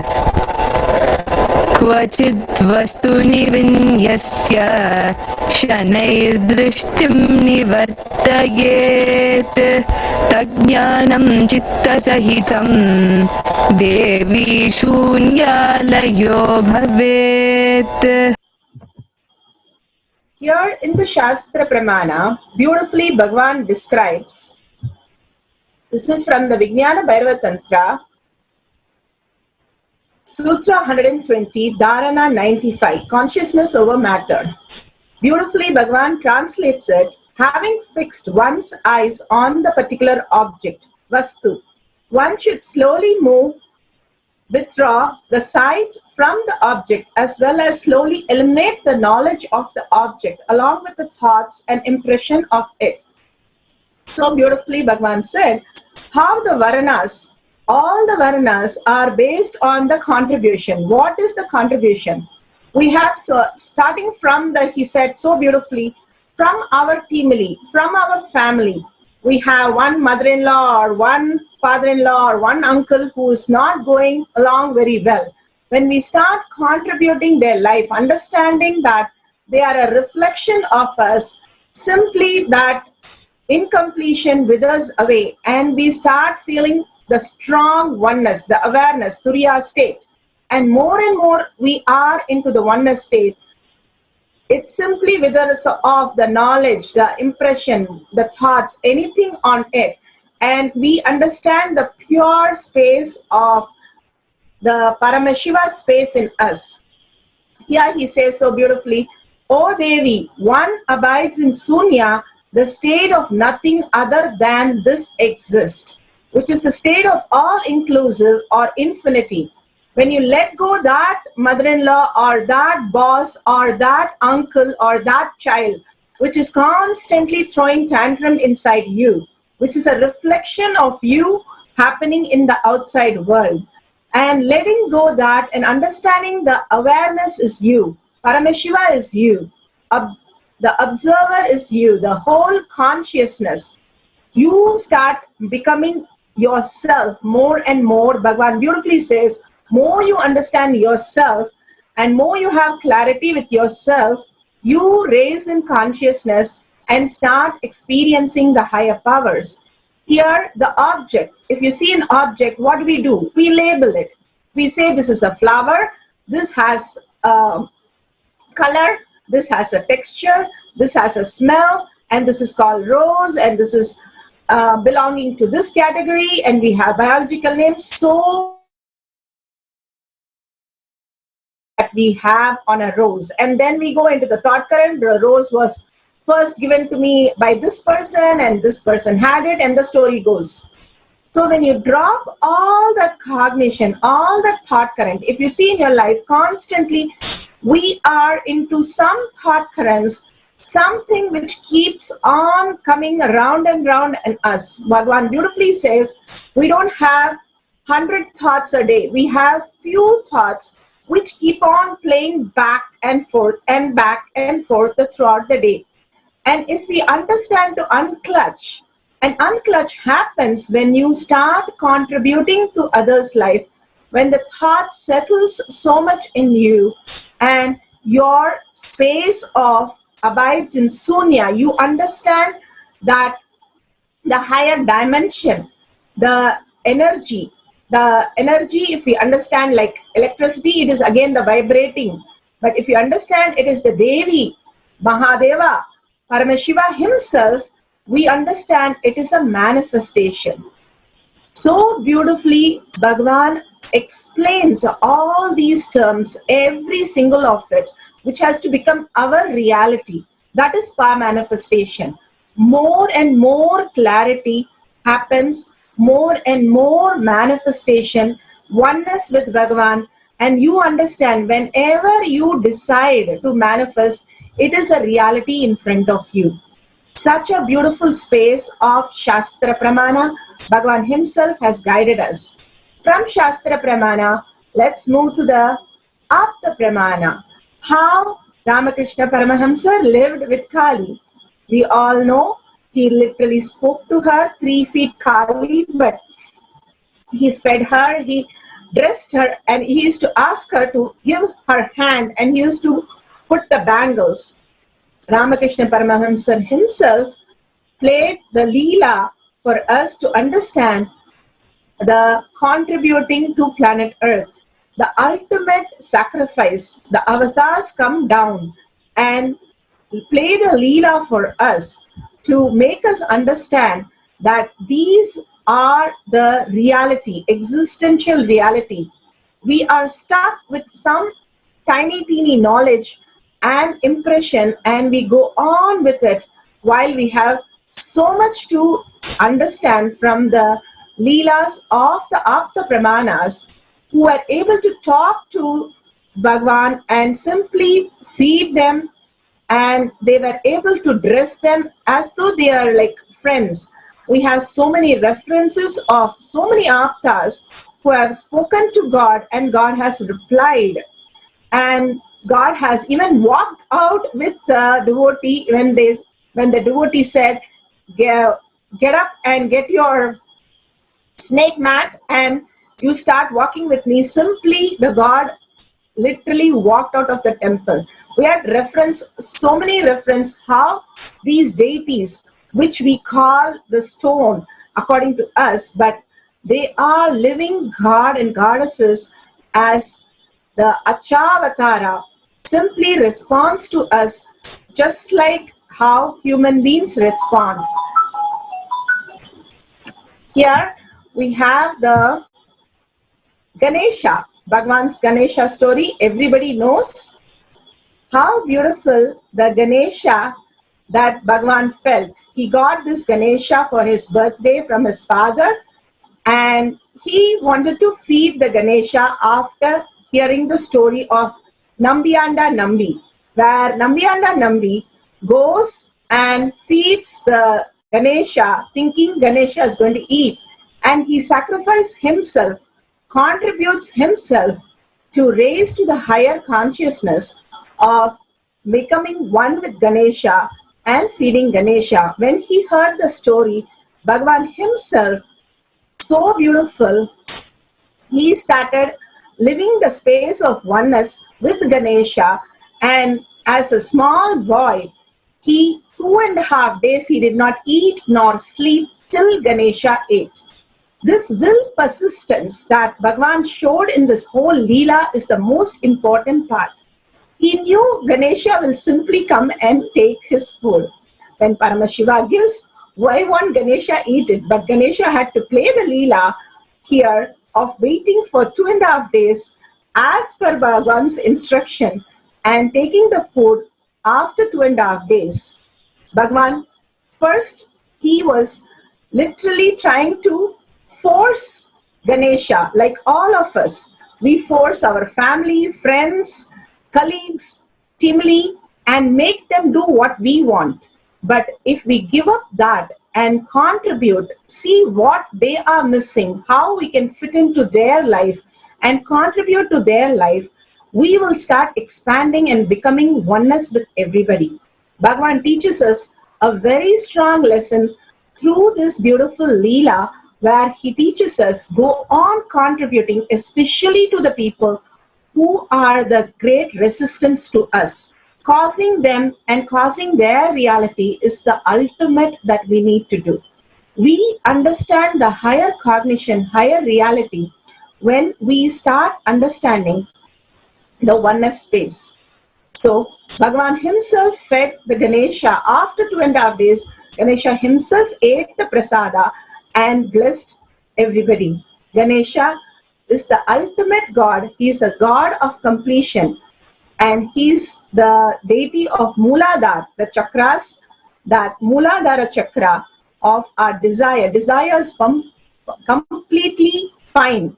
But when we function in the completion, it becomes the greatest reality. Completion with all of us, understanding life is a contribution, and all the great avatars and masters and all the leelas, you can see only one thought current. They live as not as their identity, but as Paramashiva, and do only one thing: contribute, contribute, and contribute. Continuously from the complete space of non-violence, life positive, and contribution. This is the one thread you can see in all the avatars.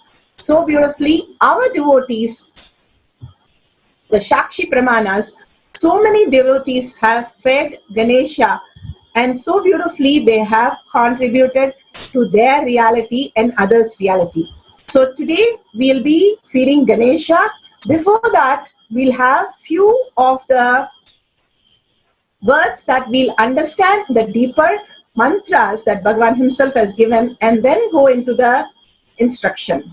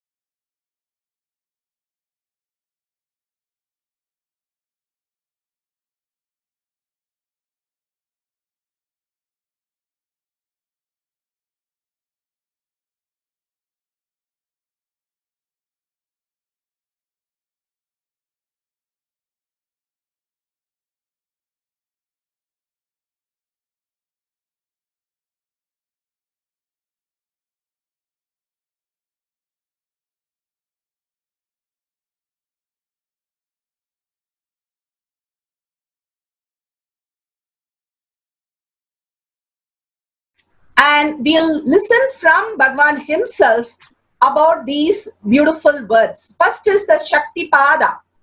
We keep saying the word Shaktipada. What is Shaktipada? Becoming one with the cosmic soul. Shaktipada, the process. It is the presence just sitting that makes the individual soul one with the cosmic soul. When you are in the oneness continuously with Bhagavan, suddenly you realize that you are the Paramashiva who is manifesting everything in your life. Now we'll have a small clipping of Shaktipada by Bhagavan himself, explaining it beautifully.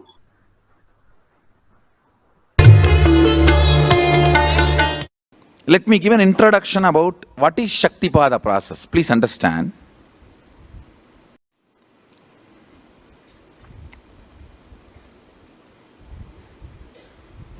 You would have seen or heard about how the chicken sits on the egg and hatches. Of course, in the modern countries, this does not happen. Machine sits on the egg and our egg sits on the machine. In those days, originally when hens and chicken were getting produced on the planet Earth, the hen used to sit on the chicken and hen used to sit on the egg, and the chicken will come out of the egg. See, same way, Sadashiva sitting means the ultimate cosmic energy sitting on the individual soul and making the individual soul into cosmic energy is Shaktipada. Hen sitting on the egg and making the chicken happen, same way. You may think, how come, what is going on here? That hen is only sitting just by the body heat of the hen, the egg is becoming chicken. Because no surgery is done and nothing goes inside. It's only sitting. Same way, it is just sitting. It's only the presence, the Shaktipada makes the individual soul into cosmic soul. Beautiful. Bhagavan himself described it. Here we have the oneness, the most important part of the power manifestation. The oneness is the currency. How you have the currency of the outer world, money, the biggest delusion that you think it's the most important. Here, the oneness is the greatest currency, and Bhagavan lived only in this currency throughout his life. Here, Bhagavan reveals what is the oneness. It is not the imagination, visualization, or declaration. It is the true nature, who you are, what you are. If you think you are male, female, how much you feel one with that concept. The oneness is that much you feel with Paramashiva. When the great rishis, munis, when we ask them who they are, they simply will reply that they are Paramashiva. They do not tell that they are so and so and they refer them as a person, but they just refer themselves as consciousness. We have seen many references to that. Now we'll have Bhagavan himself explain how the tiredness and boredom can be broken with ferociousness to enter the space of oneness with Paramashiva.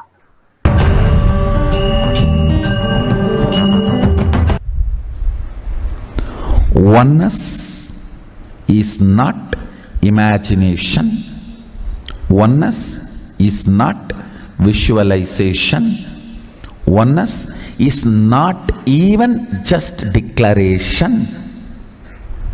It is your existence. And an idea which is you is oneness. The idea which has become part of your very space, which does not tire you or bore you by the passage of the time, is oneness. Mahadeva says in the Agama, Sadashiva beautifully explains in the Agama, Kala, Yama cannot tire you or bring boredom to you if something becomes your space. Devi achieved the blissful state and union with Mahadeva on Shivaratri day because her space became oneness. Anything which brings tiredness or boredom has not yet become your space. If living in this body brings you tiredness and boredom, you are not going to be living in this body forever. When that becomes too much, you are going to drop it and move ahead. If you want to be in oneness forever, it should become part of your space, means you should become ferocious with you and break this very tiredness and boredom. Only when you deal you with the ferociousness, you break the tiredness and boredom. With that ferociousness, you need to make oneness as your space. Anything stands as an imagination in the length level, visualization in the breadth level, declaration in the depth level. If you open your time with ferociousness, it just sinks into space level. With this ferociousness, the time layer in you opens, and the oneness from imagination to visualization to declaration, it becomes your space, the way of existence. So beautiful. Bhagavan explained how the oneness is the currency, which is the space, who you are. That's all about it. Be unclutched. What is unclutched? The neutral space between two thoughts is to be unclutched. When you are continuous happening, the thoughts are continuous happening, we are in connection with the outer world. When we unclutch from that, let go a little bit and step out of that, how you step out of the room for a nice breath, like that, when you step out, something vast is there. And which is the space of unclutch, which is silence, which is the bliss, which is the ultimate space that you can experience. Now we'll listen to Bhagavan's words itself, because each of the words become the mantra. When we listen and get initiated into all these from Bhagavan's words, again and again listening to this, just by listening, we can experience those words into reality. That is the power of listening to a guru, because he speaks from no mind. We also fall into the same space. When you keep on listening to the guru, you start really experiencing this. That is why we are again and again playing this beautiful clipping. Now we'll be seeing a small clipping on unclutch.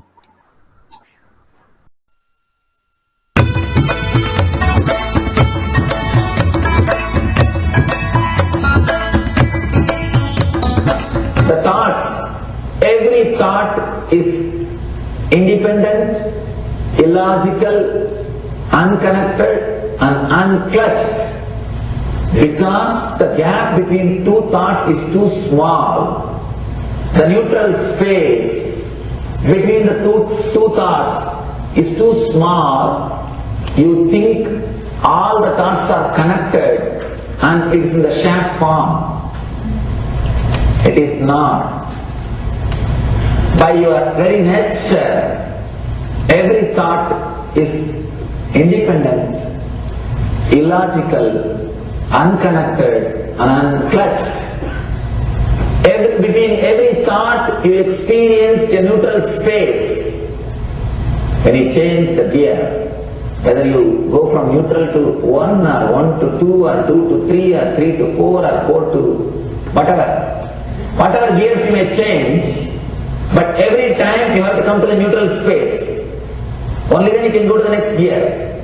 Even if you want to go from 2 to 3, you have to come to the neutral space. Only then you can go to 3. Same way, between every thought you experience a neutral space. You experience a neutral space between every thoughts. Between every thought. That neutral space, that silence is what I call peace or bliss. The peace which exists, the bliss which exists already in you, between every thought, the gap of the thought, the gap between the thoughts, that neutral space is the peace, is the bliss. When you understand you are unconnected, independent, illogical and unclutched, by your very nature, you will start experiencing the neutral space in you, neutral space which exists in you. You will start living from moment to moment in spontaneity. We need to understand one more thing. This technique of being unclutched, it does miracles in your being, in the body level, or in the mental level, or in the being level. In every level, when you understand the truth, by your very nature, you are unclutched.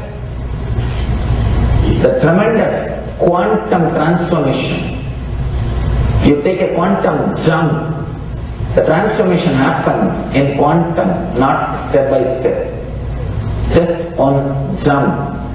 You take a quantum jump and experience the truth awakening in you.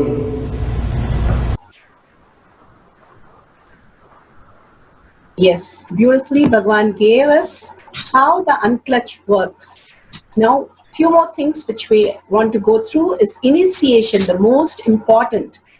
Bhagavan's darshan is so important because the whole space that shifts when Bhagavan initiates us. When you go into a temple, the frequency changes in you.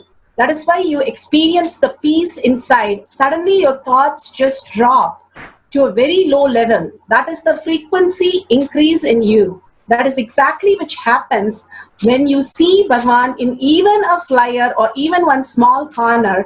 Something else happens in all of us, which is the initiation. Bhagavan initiates through everything, Facebook or in real, putting his hand on your head. Everything is an initiation. Every word is an initiation. Understanding that it's beyond words that Bhagavan is giving us. That which cannot be grasped by the words, because the words are still in the mind. Mind cannot grasp what is consciousness. How the wave cannot understand the ocean. The ocean is too large for the wave to understand. It can only just merge. It's not a work, but it's just an experience. Same way, when we move from the words to the experience beyond that Bhagavan has initiated us into the higher reality. So we will hear a small clipping on initiation before we go into the instruction for power manifestation.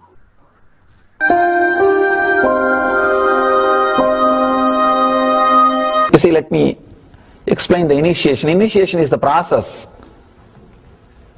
beyond your intellectual understanding. The transmission of lamp happens. Now, you understood something intellectually. There is something which is not understood, which can't be transmitted through the words. That is transmitted. That's what we call initiation. Sometimes I tell people that unless you are initiated, the techniques do not create the result. The reason is you do not grasp completely whatever is expressed through words. Initiation is like it just transmits whatever need to be transmitted beyond logic and beyond words. People ask me why to wear this bracelet or this mala and all those things. This all will remind you. Why bracelet in the hand? It will remind you, before eating, did you meditate? It's a constant reminder. Before eating, let you be reminded, did you do the meditation? That is why this bracelet. That is why this mala. That is why this external things. Sometimes this external things does a big job of reminding you constantly. That is why take the help of external things also, nothing wrong. People ask me, why we can just be spiritual without having external things? If you can, really you are welcome. But I don't think anybody who speaks in that way is successful. I've never seen people becoming successful avoiding the external things, just having internal things. And it is just a nice way of escaping from yourself.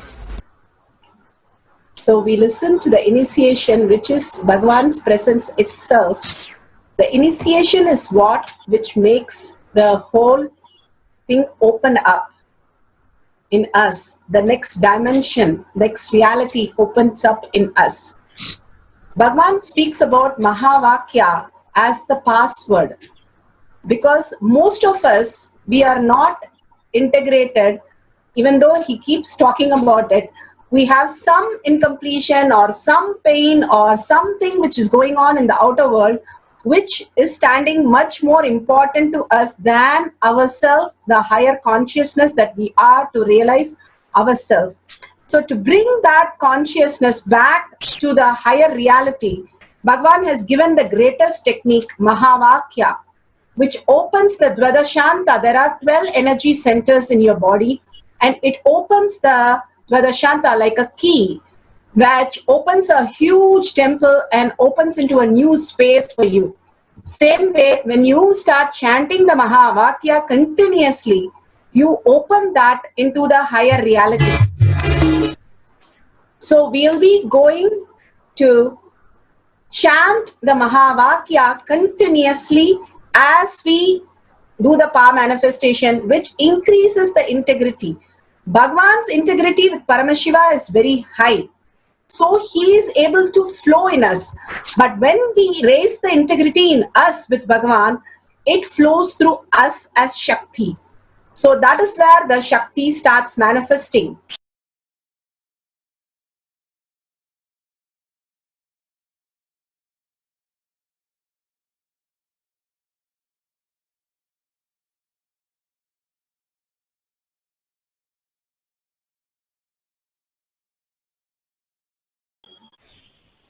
Yes, so beautiful. Let's go to the power manifestation. The power of offering puja, offering solid liquid to Mahaganapati. So we can have any deity. If you have Ganapati, that's great. If you don't have the Ganapati deity, if you have any deity, including you can take a stone and start putting the vibhuti, or if you have turmeric, you can put the turmeric, and you can have that as a deity. So you can have a digital murti or a stone or Atma Murti or Atma Linga or Guru Padaka or the deity itself. Or you have Ishta Devata, any deity, that is your choice. You can bring that deity. But if you have Ganesha, that's wonderful. So we are going to wipe. We'll start everything with a completion space. So we'll wipe everything under and make sure we set up a video camera so that we can capture this whole thing. All this goes towards our Trinetalak. Don't forget to record it.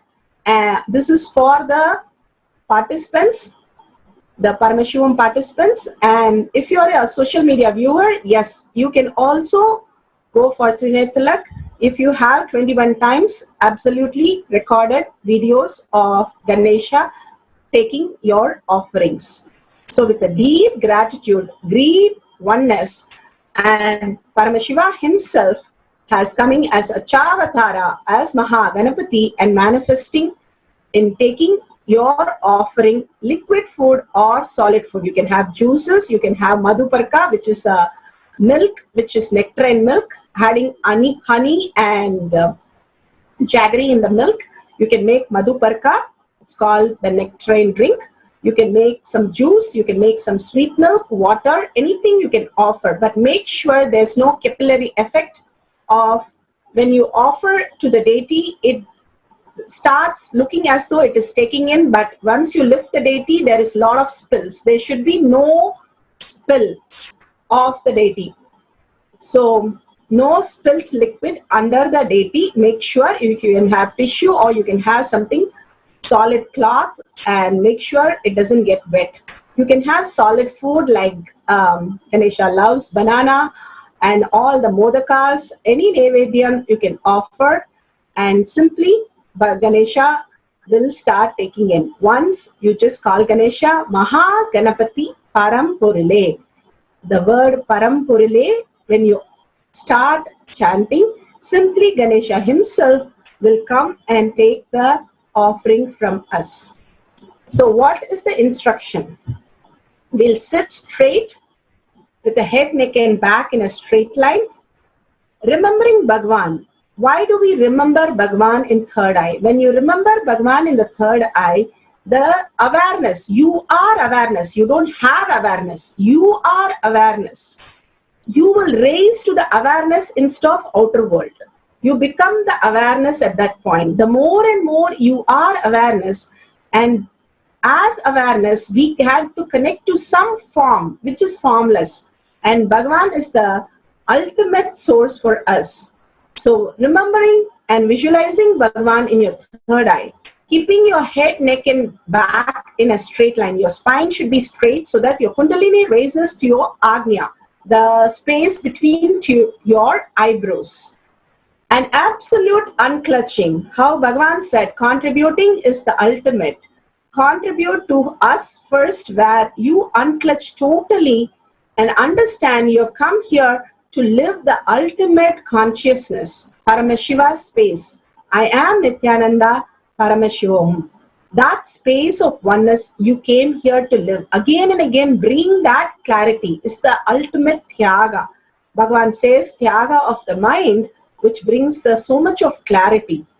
As Paramashiva is the only strength, now declaring complete integrity with Bhagavan and experience the oneness with Bhagavan. The darshan that we had, beautiful darshan that we got. Remember the darshan. The minute you remember, you feel so many possibilities opening up. And deep vibration, deep listening, start chanting the Mahavakya. Mahavakya is like a key to open a huge door, which is just closed for years. How long it will take? You just need to put a key and turn it. You can open, the light will come in. It takes only few seconds. Same way, when you chant the Mahavakya, you open your Dvadashanta. The 12 energy center opens up and relates to the consciousness. And you become the consciousness. You become the awareness. You become the Paramashiva. And simply merging into Bhagavan and manifesting as reality. Such a beautiful space of oneness. From the enlightened space only, all this power manifestation happens. Again and again, living as Turiya Thita and Turiya state of awareness is what power manifestation is all about. So sit straight with your head, neck and back in a straight line. Remember Bhagavan in your third eye. Absolute unclutching, Tyaga of everything and only declaring Paramashiva is your only strength. Now declaring complete integrity with Bhagavan and experiencing that oneness, the darshan that you had, completely in oneness, merging your mind into the third eye and chanting the Mahavakya with complete sincerity and intensity continuously. Do not bother whether my Ganesha is drinking, oh it is spilling, I don't know whether he will do it in time, I don't know what is happening, oh today I'm so confused, today is not my day, or it doesn't happen for me. Everything unclutch. Only my space with Bhagavan. Other than Bhagavan, there is no appointment for anybody. Do not disturb me. Put a big board, I am with Bhagavan. Bhagavan is sitting with me in Raj Sabha in my room. And I am manifesting this oneness, and Achavatara is coming down and offering, it is taking the offering. Just visualize that beautiful space. Have the will persistent like Bhagavan and offer this great Nevedya. Let's start with a deep completion with no words as occurring in our mind. So we are going to have 11 minutes. Please set up the deity in a plate with this very clean. Take some liquid or some solid, offer it, you can offer both also. And let's start with the first cycle with a deep oneness space, chanting the Mahavakya, Om Nithyananda Paramashivoham.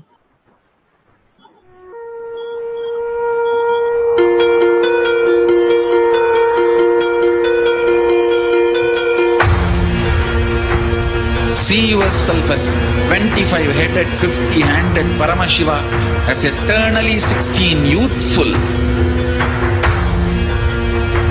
Commit with Paramashiva. Only He exists. Anything else is delusion. Now, sit straight. We'll enter into the process. Om Nithyananda Paramashivam.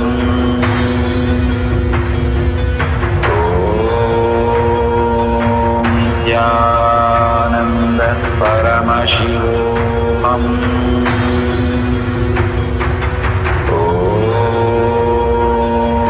Nithyananda Paramashivam. Om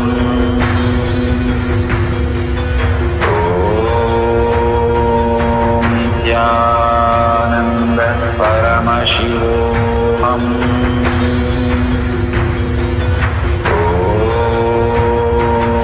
Nithyananda Paramashivam. Om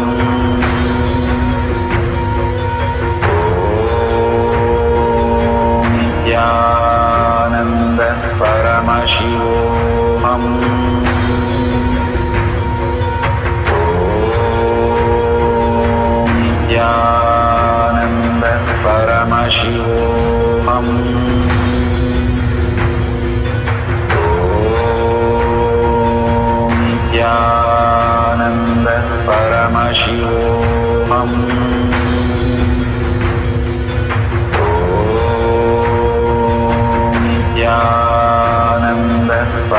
Paramashivam.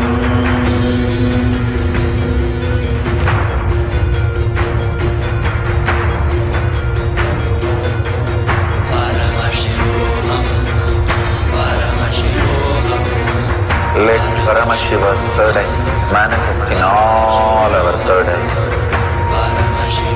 Let the Amrita pour, let the Varni open up, manifest in all of us.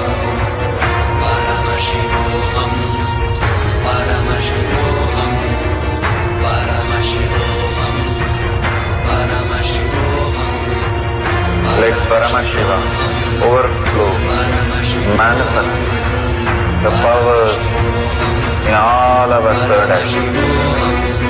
Om Nithyananda Paramashivam. Om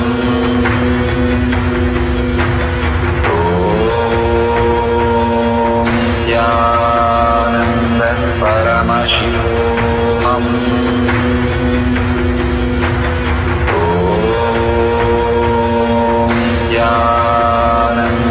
Paramashivam. Om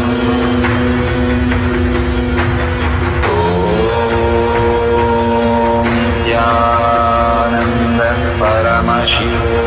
Om Nithyananda Paramashivam.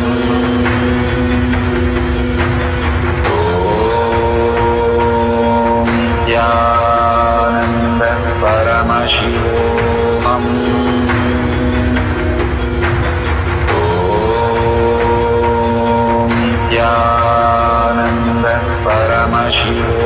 Om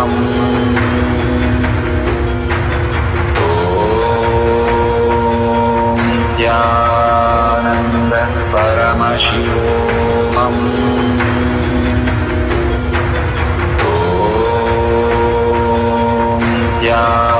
Nithyananda Paramashivam.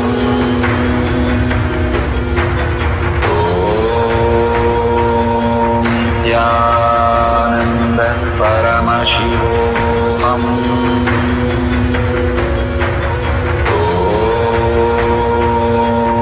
Nithyananda Paramashivam. Om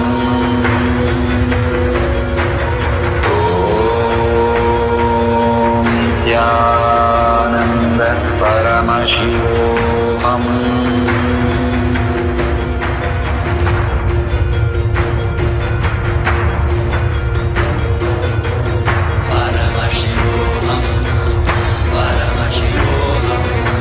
Let Paramashiva's third eye manifest in all our third eyes.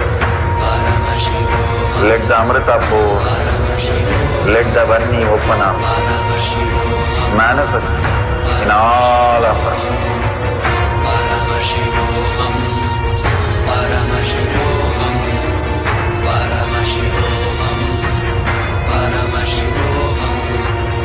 Let Paramashiva overflow, manifest the powers in all our third eyes.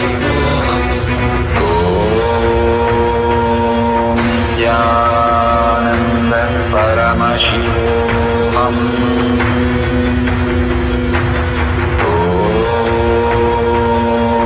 Nithyananda Paramashivam.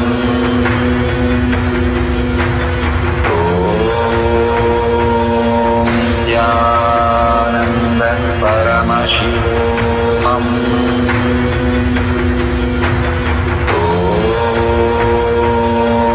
Nithyananda Paramashivam. Om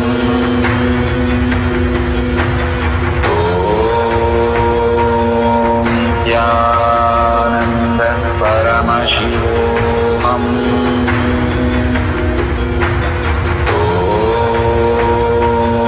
Nithyananda Paramashivam. Om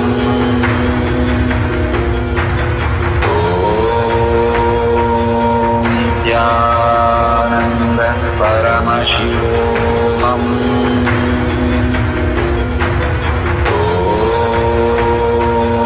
Nithyananda Paramashivam. Om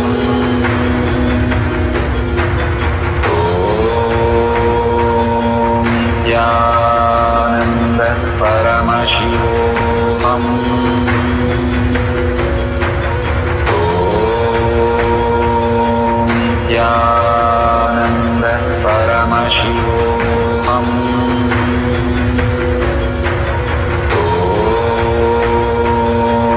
Nithyananda Paramashivam.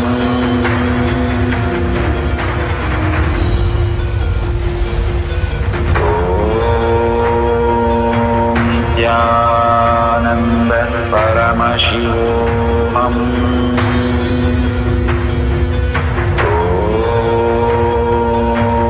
Nithyananda Paramashivam.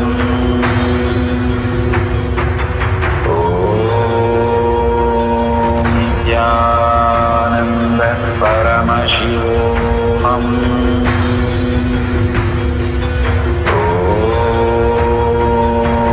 Nithyananda Paramashivam.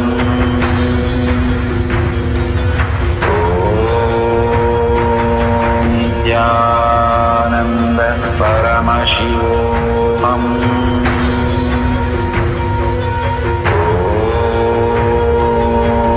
Nithyananda Paramashivam.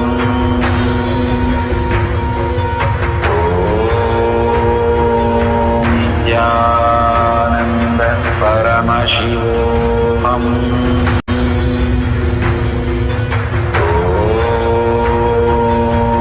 Nithyananda Paramashivam.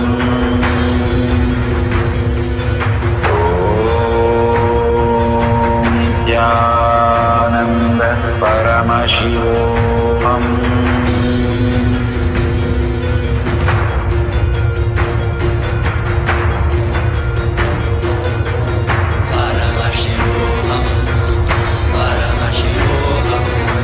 Let Paramashiva's third eye manifest in all our third eyes. Let the Amrita pour, let the Vani open up, manifest in all of us.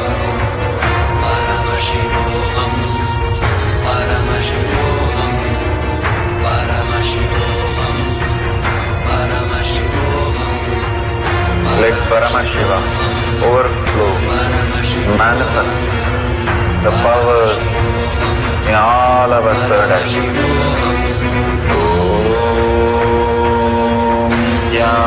Nithyananda Paramashivam.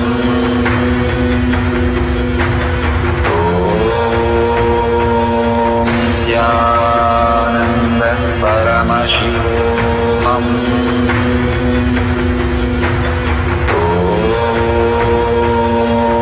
Nithyananda Paramashivam.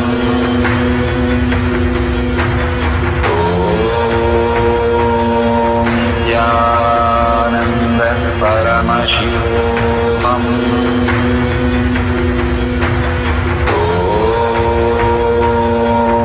Nithyananda Paramashivam.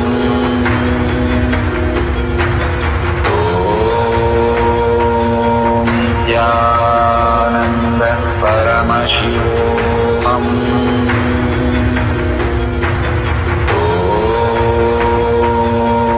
Nithyananda Paramashivam.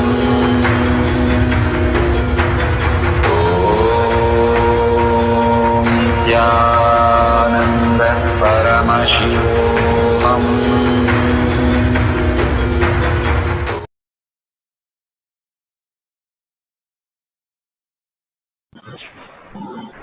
So beautiful. We are seeing so many Ganeshas taking the offering. Such a beautiful oneness space. Here, have the will persistence. So will sankalpa. Even when we do a homa or a puja, first thing is we pray to Mahaganapati Parampurale. And we make a small mound. And we call it Ganesha, like a small hill, and in turmeric, and we call it Ganesha. And ask Ganesha to take the offering and bring the completion, and then only we start even the homa or puja. That is the space of Ganesha accepts everything. He is the most easiest accessible God, Bhagavan says. So, Achavatara Mahaganapati Pamprile is waiting to take your offer. Just see your will persistence. How much you trust that Ganesha is real. Like Bhagavan said, all these deities are real and they have come down to play the Leela with Bhagavan himself, the Paramashiva. If Paramashiva has come down as our Guru, won't Ganesha and Subramanya be here? He is very much present in with all of us, taking the offering. Have the intense oneness with Bhagavan and ask Bhagavan to call Ganesha and take this offering. Like the Gurukul Balasans, simply say, Ganesha, come and do this power for me. So sweet, Ganesha does everything. So keep the Ganesha, ask the Ganesha to take the offering and really see Ganesha taking the offering. How much you trust yourself is the reality. The more and more we trust our self-doubt, even though it is very negligible, for a few minutes, let go. Your self-doubt is always there. Let go. Bhagavan says so beautifully, for some time, leave your depression and be with me. So let's be with Bhagavan in space of oneness. Continuously chant the Mahavakya. Visualize Bhagavan in your third eye again and again.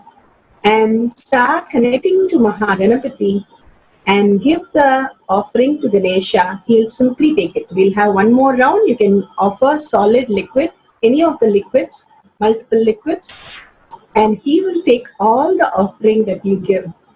He's such a beautiful space of completion.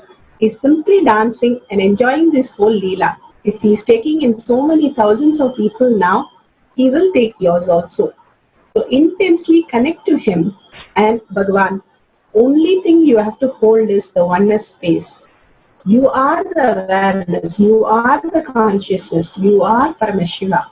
Hold that space, be integrated to that space, visualize Bhagavan Darshan and chant the Mahavakya Om Nithyananda Paramashivam.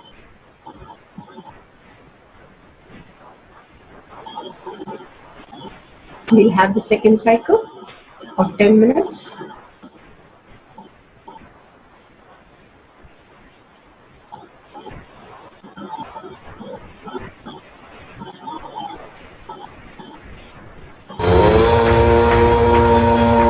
Nithyananda Paramashivam.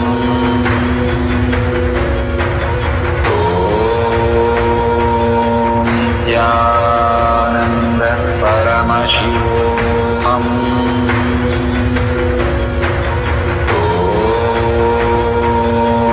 Nithyananda Paramashivam.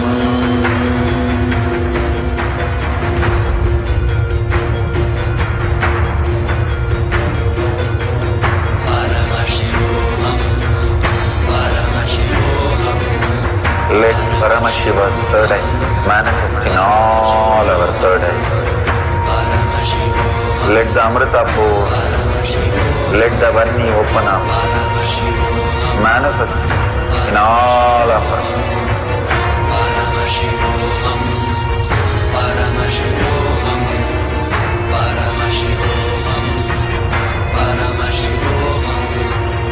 Let Paramashiva overflow, manifest the powers in all our third eyes. Om Nithyananda Paramashivam. Om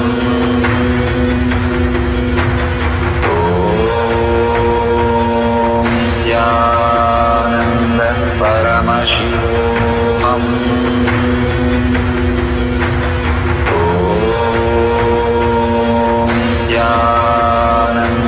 Paramashivam. Om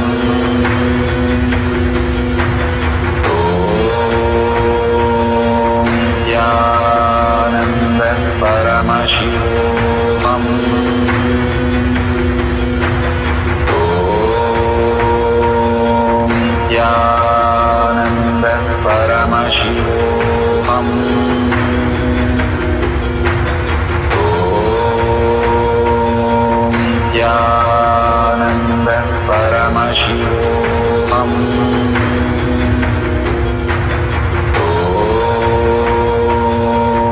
Nithyananda Paramashivam.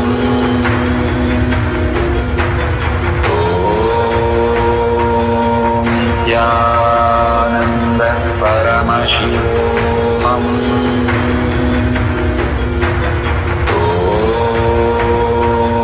Nithyananda Paramashivam.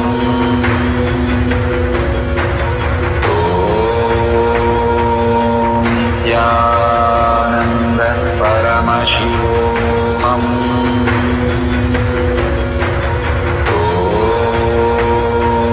Nithyananda Paramashivam.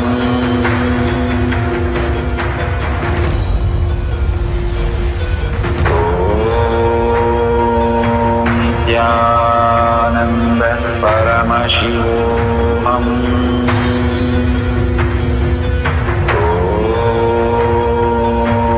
Nithyananda Paramashivam.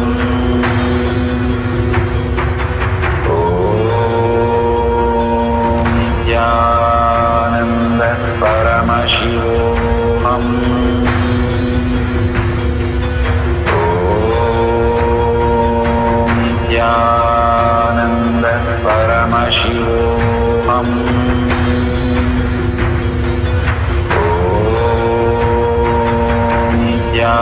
Nithyananda Paramashivam.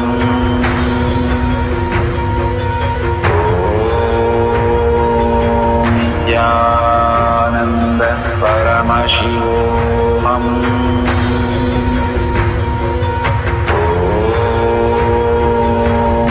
Nithyananda Paramashivam.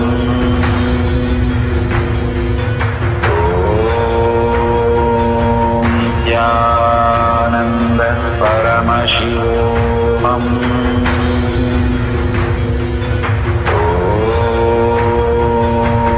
Nithyananda Paramashivam.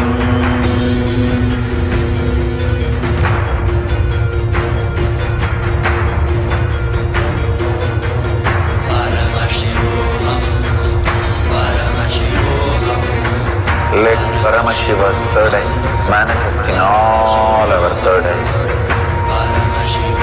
Let the Amrita pour, let the Varni open up, manifest in all of us.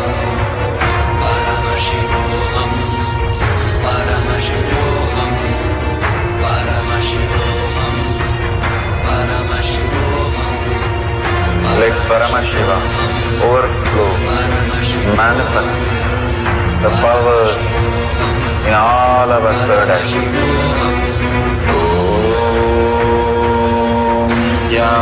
Nithyananda Paramashivam.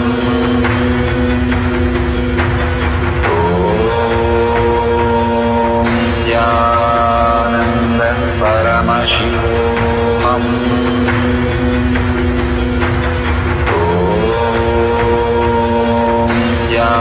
Nithyananda Paramashivam.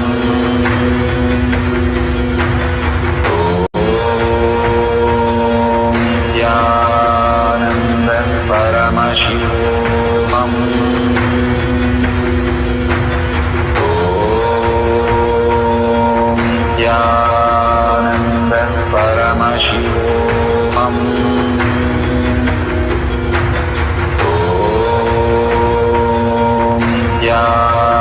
Nithyananda Paramashivam.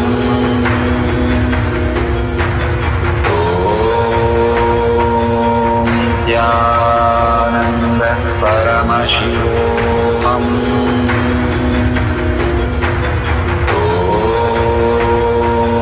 Nithyananda Paramashivam.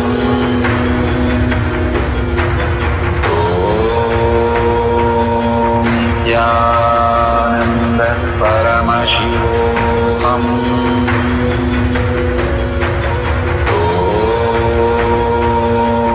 Nithyananda Paramashivam.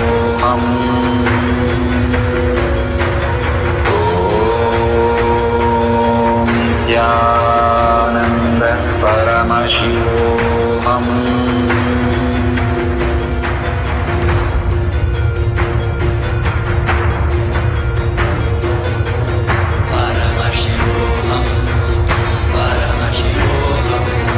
Let Paramashiva's third eye manifest in all our third eyes. Let the Amrita pour, let the Vanni open up, manifest in all of us.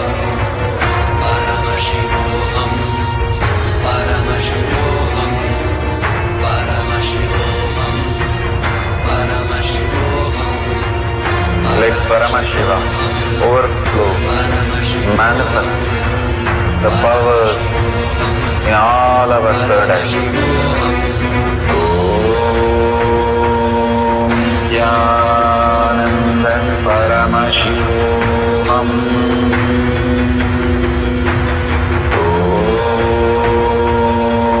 Nithyananda Paramashivam.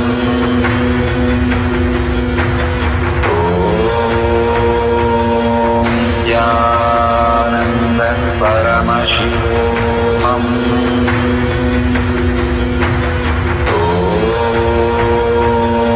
Nithyananda Paramashivam. Nithyananda Paramashivam.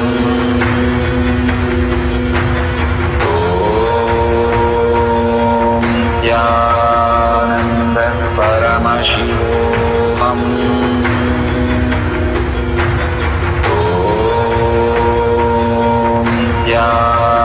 Nithyananda Paramashivam.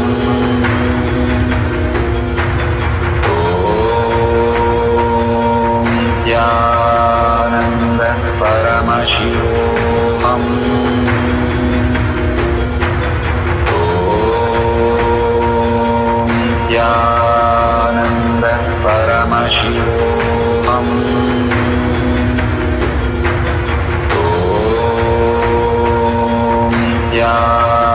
Nithyananda Paramashivam.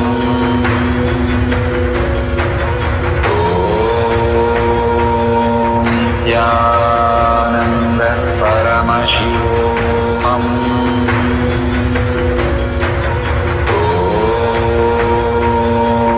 Nithyananda Paramashivam.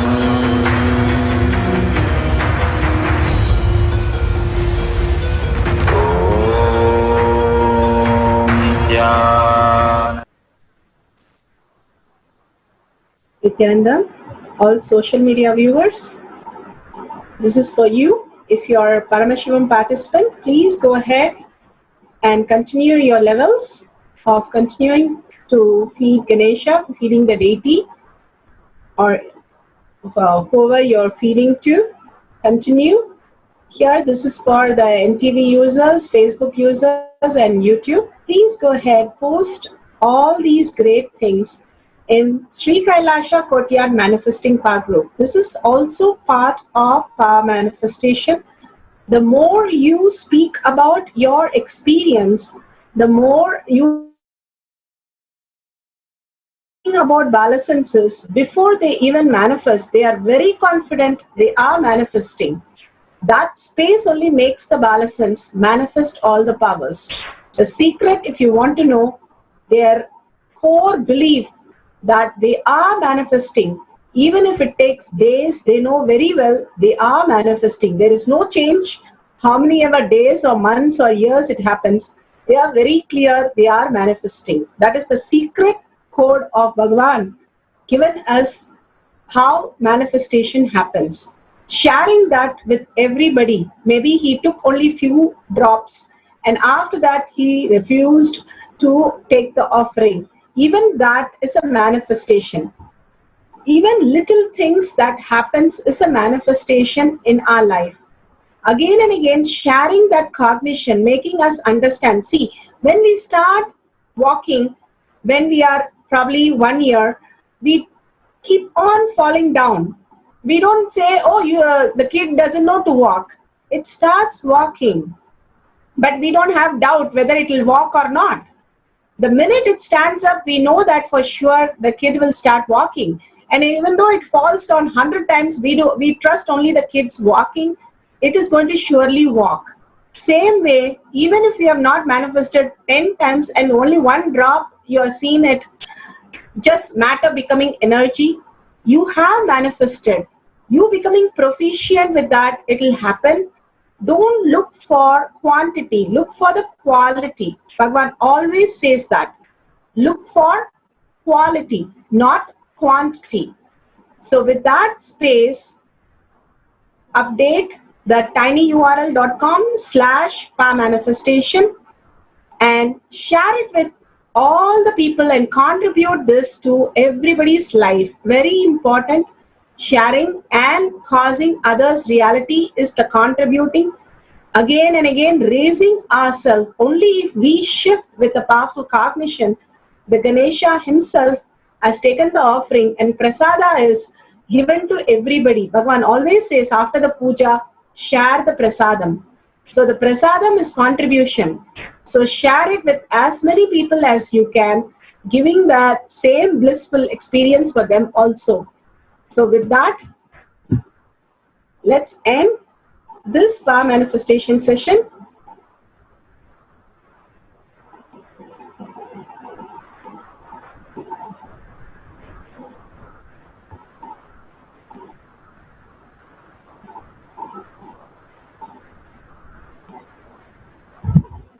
Let's sit straight with a deep gratitude and prayerful space. Let's surrender the powerful cognition and power manifestation to Bhagavan's lotus feet.